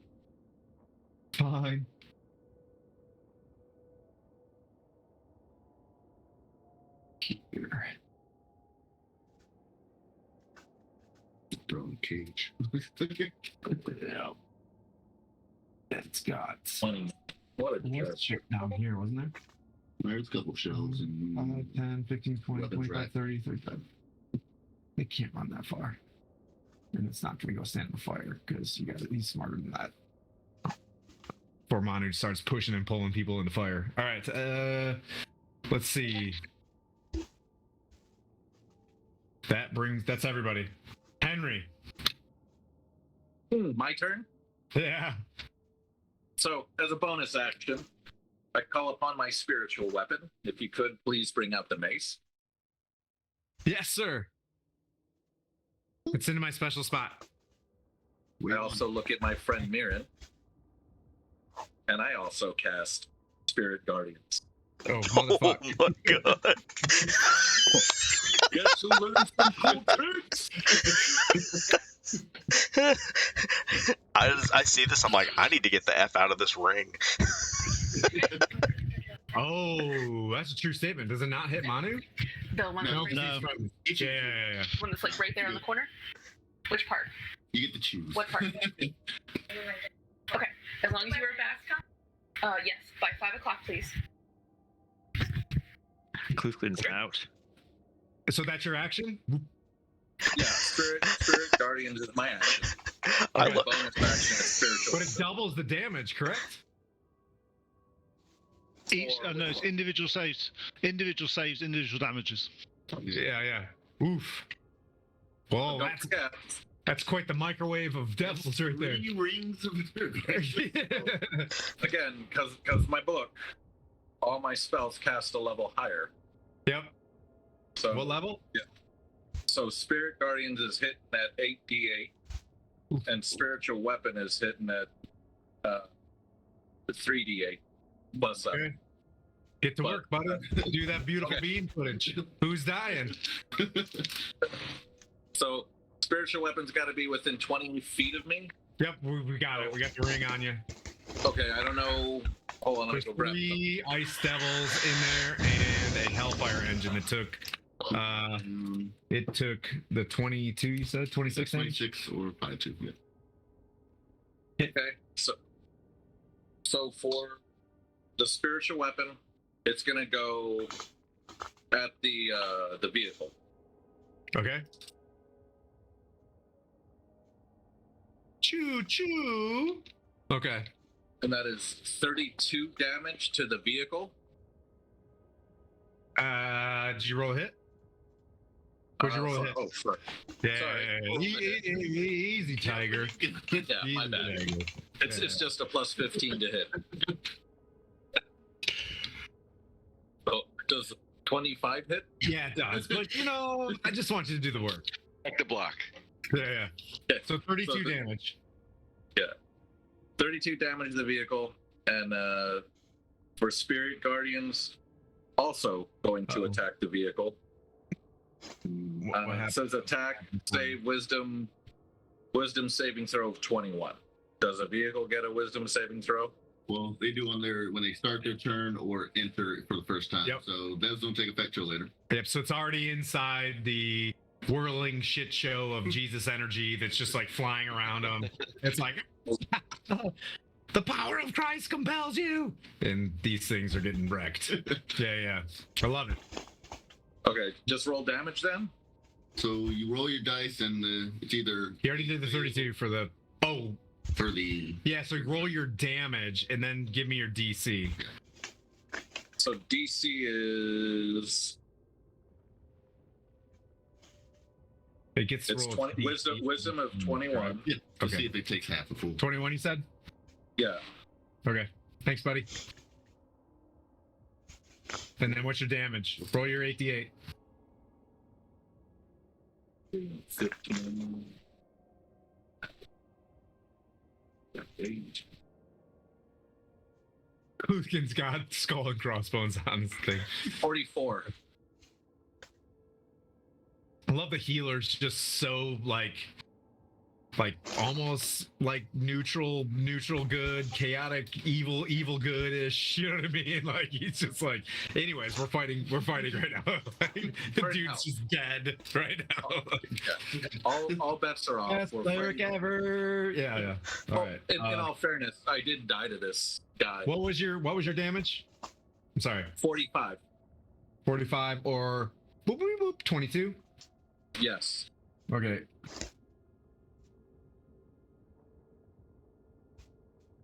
That's a harsh fail. That's a harsh fail. 52 is a harsh fail. Be honest here. All right, Connor.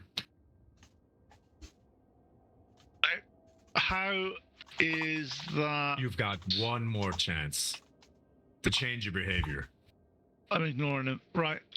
Behind the other, there was the other. So you're fire breaking giant. your contract. There's no Your way that you're contract- going to be able to kill Baphomet. The contract wasn't you to tell me what to do on every single action and micromanage me. It was to attack Baphomet at a specific time, You which look isn't at happening. section 13.4, granule micromanagement. Well, right. So is there a giant still behind the stairs that I can't see in Zoom, or is he dead? Yes, sir. He's still there. How hurt does he look? He's bloodied. I don't know the term bloodied. He's bloodied. That's fine. I'm just going to Is there any? You look bloodied. Is there any of my friends near him? I don't think there is. No. Okay, in that case then, I move my hunter's mark from... That's fine, I'm not attacking him. I moved the hunter's mark from the downed fire giant to the infernal machine that is next to one of my friends. Does it have to be a creature to be hunter's No. mark? If I can attack it, it's in my view, I'm allowed to put a hunter's mark on it. That's just I like the way you work. So I'm gonna work like Connor works. Hunter's mark. Go ahead and just try it. I just want to know if I need to negate the damage that you do. So just if it doesn't work, I know, so it's not a problem. It does say you choose a creature you can see. Is that not classed as a creature in combat? I don't. It's specific. This is the interesting part about this little guy. Let me just say something right now. As a huge construct. Conditions immunity. Yeah, but it's a construct doesn't mean it's not a creature, because all creatures are. I mean, it's not like it's a. Because, for instance, a golem's a construct, and you'd cast spells on that. That's fair. Bork is a construct. Okay, fine. You got him. Okay, Let's so move I on. cast. Rule of cool. So We're moving on. I move Hunter's always Mark. shield On, the player character. The runner always wins. I move. Oh. No, it doesn't. I move Hunter's Mark to the infernal No, machine. you can do it. It's fine. I then attack it the first time. Nat 20.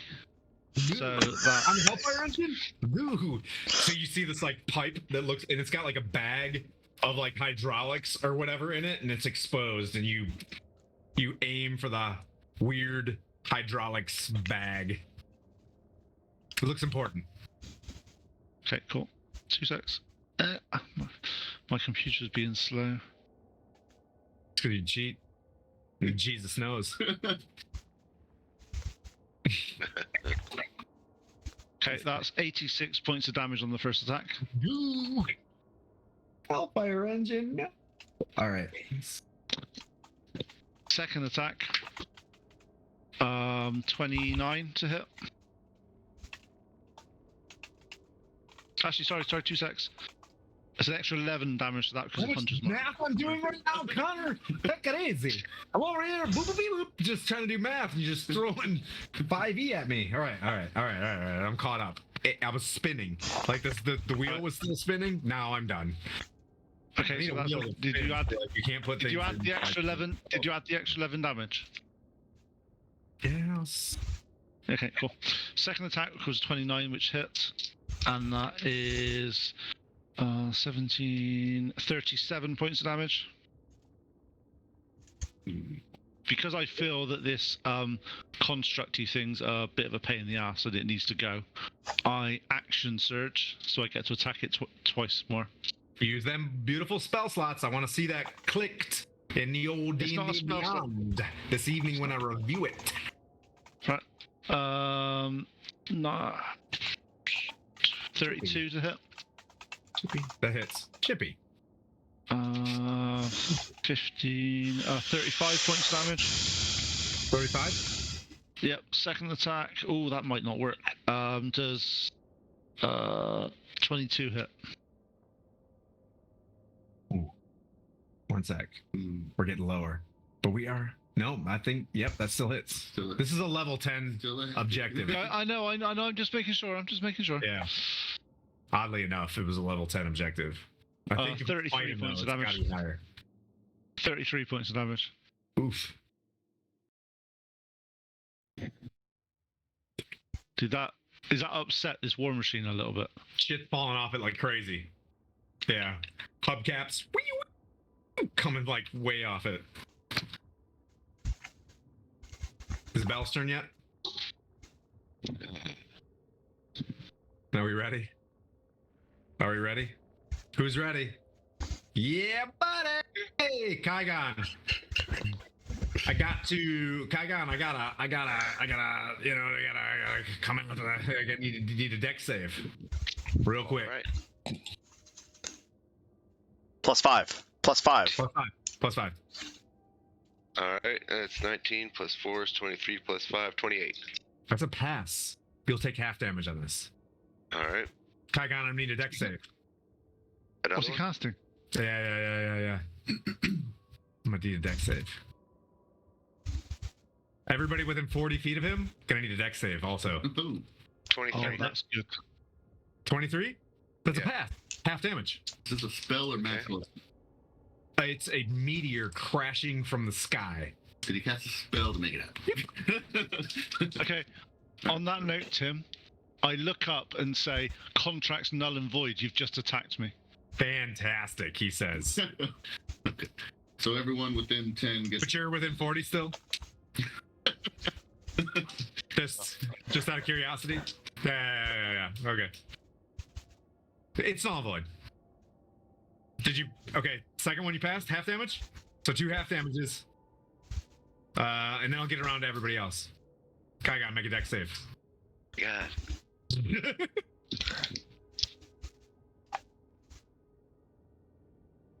22.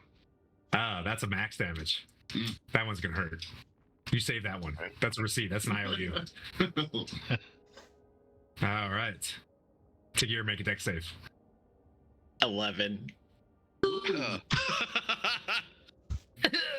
Okay. Is that +5? Break while I bring out a lot of. I'm out of the range. Oh, oof. Yeah, literally. He's out there, but people are within 40 of him. So we got to figure out who's within 40 of him. That's 40 of everybody. Yeah. So everybody still makes the deck save. I'm just being mean, targeting specific people. Just, you know what I mean? But it's same. It's a big ass meteor. Okay. 20 dice 6. Delicious. All right. Let's start with Kaigon. He's my friend now. You haven't asked everybody if they've passed or failed yet. I just want to mess with Kaigon for a sec. Very nice. Oh man. This is my meta build. All right, it's 2, 4, 6, 8, and 10. We're gonna roll it twice. This is fire damage, which is halved, I presume. Yes. Good job. That means for the first. So this is the first one. So everybody, we'll just say that got below a 23. You're taking max damage on the first roll. Please be honest. Okay. This is your first 26 meteor that hit.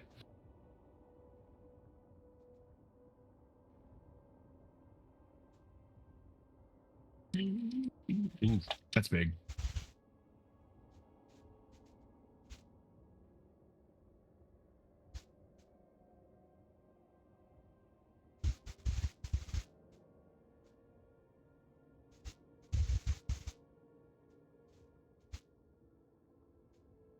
And it gets really quiet. Is that whilst Tim does Good round numbers. 63 fire damage from the first one. You get half. 31. If you have, everybody should get half regardless from, you know what I mean, resistances unless you don't. So 63 fire damage. And that was if you rolled a 20 or less? 23. 23 is the DC. So if I got a 23 exactly, I'm taking this damage. No, 23, you pass. Okay, because I was about to say I hate you and I hope that you burn in hell for all eternity. But still have, yeah. What's the fire resistance from if we get it? If you got fire resistance, you have fire resistance. Okay, if you okay. Yeah. Well, if you're within a certain range of Manu, you get it, right? Yeah, within 10-foot radius, so 20 feet total. The gear is in a bad spot. Yeah. So and was that here comes bludgeoning damage. Here comes the bludgeoning damage from the same attack. 23 dex save. That was the same. Okay, I'll just let you know, Epione took no fire damage, and neither did Connor.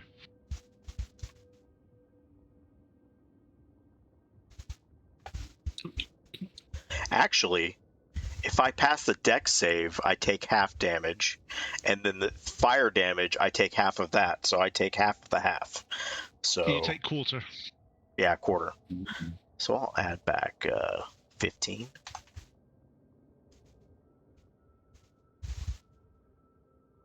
That's the same to you, Kaigon. You only took 15. Tracking. Yep. This is where rogues go. Whew.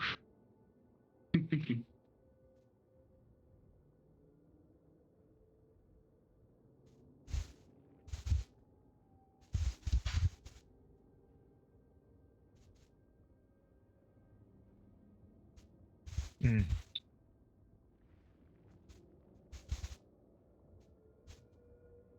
Six. 41, 79 bludgeoning damage from that one meteor. Can't have that. 39.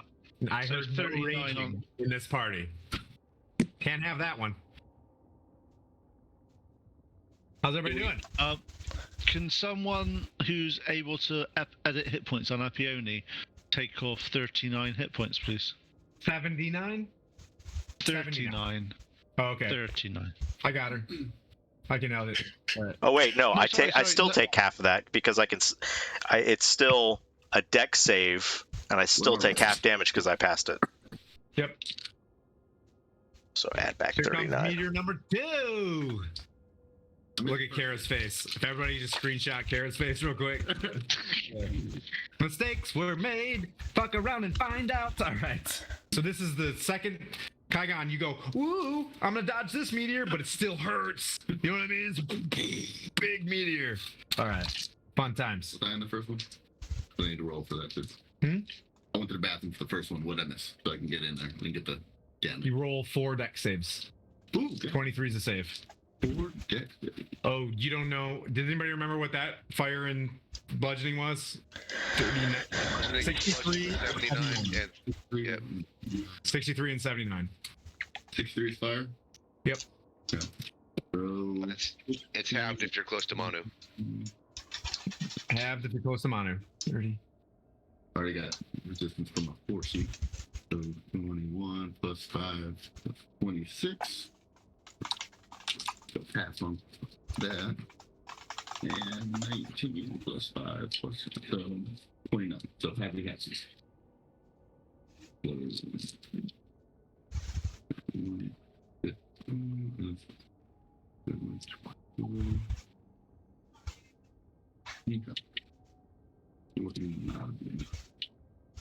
83 fire damage on the next one. How was everybody saves on the next one? 83 fire. These count as 2 separate hits, right? Like the fire is 1 hit. 4 hits, 4 deck saves. Okay, so I went down on the second, so this will be like 1 death save fail, and then the next That's one correct. will be... Okay. Yep. Tim, you can guess my number from just this statement. I fucking hate all of you. Just burn in hell. Tim, it's actually 2 death save. It's 2 saving throws, and the saving throws apply to the fire and the bludgeoning of each spell. So you lost 2 deck saves. Is that what you... Yeah. Wait. No, I don't know. It's the same blast. It's Yeah. the amount of So damage. you're saving against this. You're saving against the spell. The spell does fire and bludgeoning damage. Yeah, so it's 1 death save. If you died, that was 1 death save. Yes. Yeah. Because he's only. So what did I say for fire? What did I say for fire just then? 83? 83. Here's bludgeoning coming. If anybody's like totally worried, he's got 1 of these dailies, right? So after this, it's game on with whoever's left. 10. If there's anybody left. 20. 25, 26, 27. That's 27, and I'm one It's more totally okay, guys. Like, we'll only nuke like 90% of you. No big deal.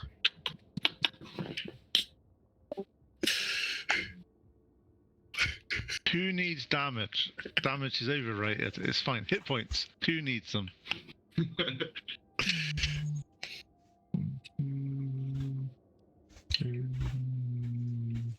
38. I don't think I've ever seen Tim take so long to count up math. Like, this is terrifying. 65 bludgeoning. What was the fire? 83. 83. Tygon, this is the one that you missed, buddy. Yeah. You're gonna take all this guy. Big gulp. Yeah. And then what was the? And then what was the bludgeoning? 65. Okay. 0 raging from what I tracked. Yeah, but I still passed the dex, so I take half.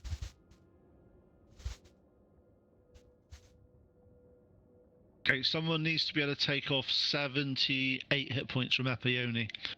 Or temp 72, so it actually takes off 52 points of damage. Amazing. Really? I didn't get the chaperone from the raid. Alright, so it was how much bludgeoning and how much fire, and we're having the fire, Henry, have right? you been tracking this? Henry, have you been tracking all this? Most of it. Oof. Someone catch him up. Did you? We're fucked. Yeah. I've got Bang, dead, help, please. Did you roll your four saves? Yeah. Have you been taking your damage? Yeah. I've got the first meteor. Okay. We're on meteor 2. Yeah, we're on meteor 2. We're on meteor 3. Fire damage. Okay.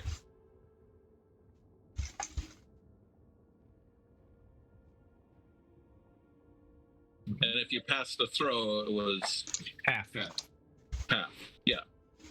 And then you have the resistance of half. That's correct. So I passed and I get the resistance, so I take half, right? Or do I take half of the half? Take a quarter of the fire. Okay. Of the fire. Of the fire. Yeah. What was the first one? It was 33 was half, so 15 on the first one, 20 on the second one. Let me know when Henry's caught up, and I'll give you the third fire damage. But that's a death save for... Ooh, Kluthkin. Yeah. Also. Yeah. Ooh. Yeah. So Kluthkin and Kygon are in death save. I'm ready for the... Kluthkin's on his last death save. What total damage have you taken so far, Henry? I've taken the first one. Yep. And I'm waiting for the second. Second one. You would have taken 20 fire. Okay. And 65 bludgeoning.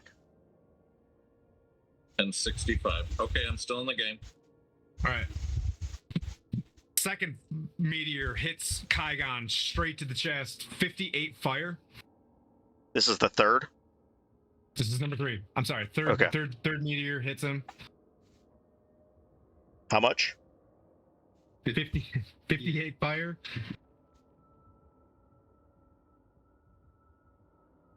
Is this the most damage you've ever taken, Kygon?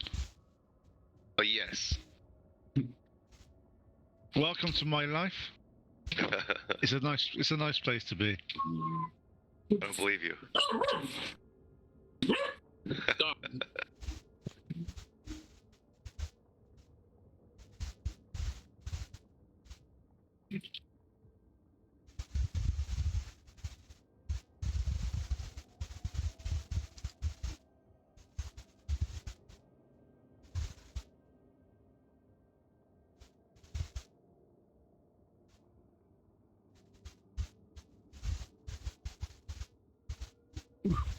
69 bludgeoning.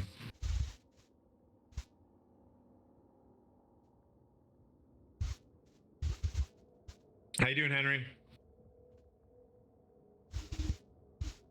Just tracking. I'm taking a quarter of that 69.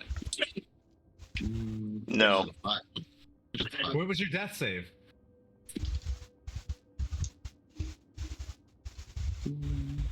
He's yelling at corgis. He's got corgi aggro.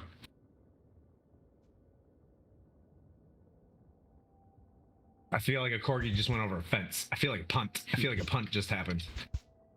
I'll get ahead on the next damage. He's like, damn dogs, now. Yeah. Damn. D&D damage doesn't transfer to corgis. I would never do that. I will speak sternly. So it was 69 bludgeoning, but I passed the dex throw, so I get half of that, right? Yep. So 30. Half it and then drop it by a point if it's Okay, I'm still in the fight. Ooh.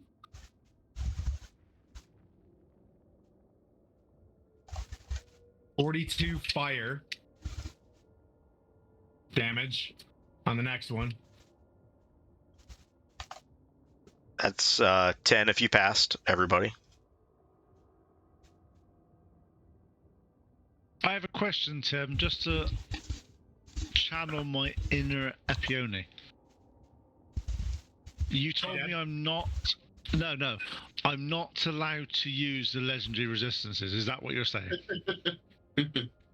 Yeah, she would rather be raised from the dead from Henry than touch that helm. But what if Henry's dead? Then yes. She said save a TPK. Okay. I don't need to use them at the moment. And I just want to make sure TPK, drag you guys out of there and shame you for fighting Belle. Okay, What she was, yeah. I'm on that, all over it. I will make sure Manu becomes a terrapin. Yeah. Instead of a turtle. 72 bludgeoning.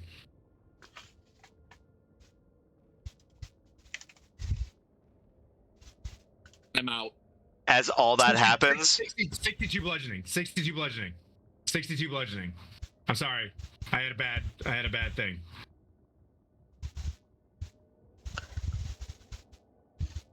Still out. My relentless endurance. So I have one. So I think in this Kluthkin's dead. Oh, Judgy just left. Is he out? No, I'm still here. Oh, he's there. Oh, okay. But he's in the Shadow Realm. Judgy cannot be raised without ritual. They're Well, so this is all from the first 2 meteors, right? 4 meteors. Oh, that was four little meteors. I thought. If this one got you, you're out. Hang on. Tim, just a question for you. Is that 4 separate meteors or 4 separate damages? 4 meteors. Because I want to make 4 meteors. So each meteor. So each meteor does fire and bludgeoning. Yes. And there's 4 of them.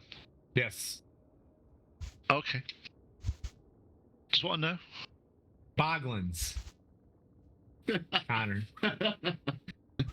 White Claws.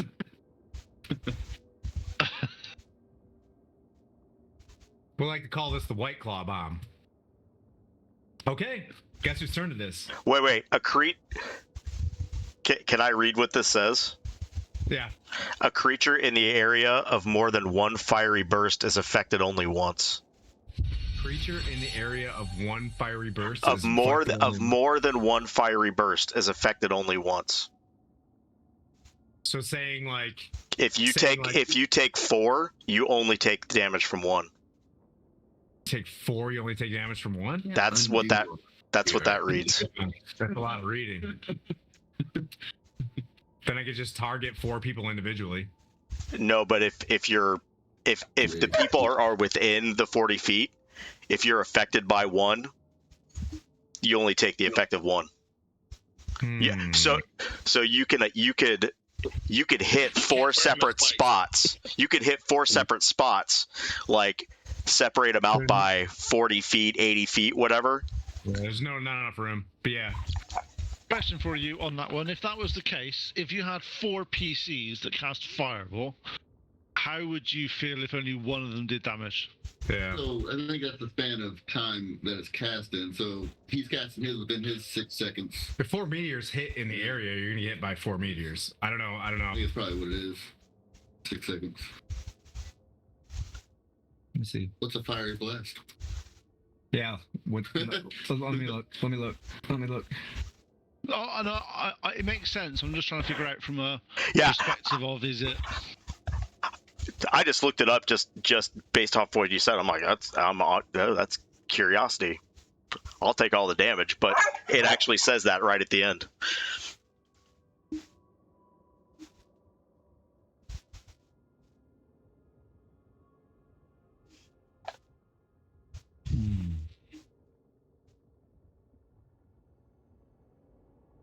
Ooh.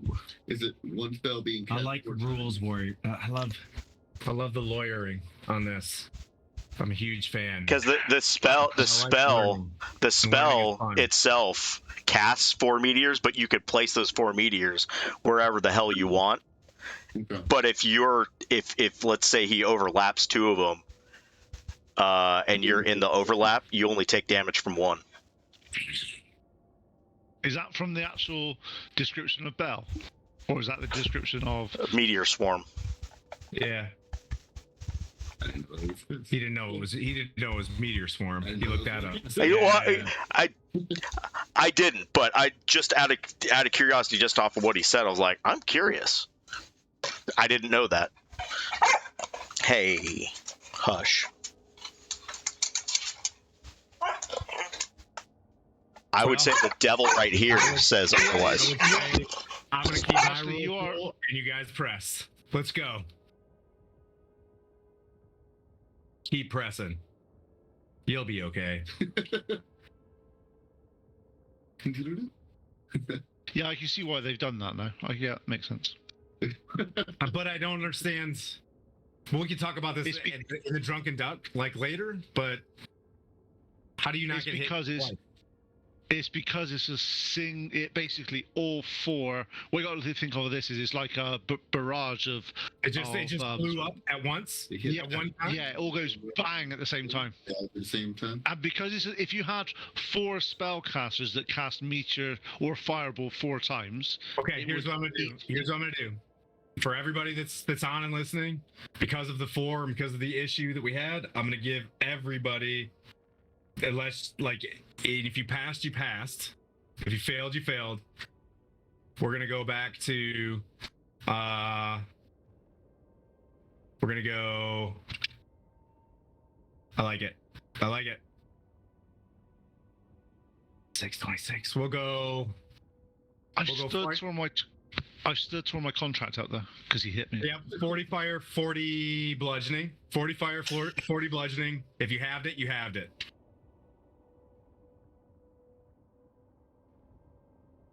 If you have to unmath, you have to unmath. That's fine. Yeah, I gotta unmath for a second here. All right, if you ate shit on that spell, you're at 5 hit points right now. If you can't say the raw again. What was bludgeoning and what was the fire? Huh? What was the bludgeoning and what was the fire? 40, if you 40. Okay. 40. That's how much damage it did?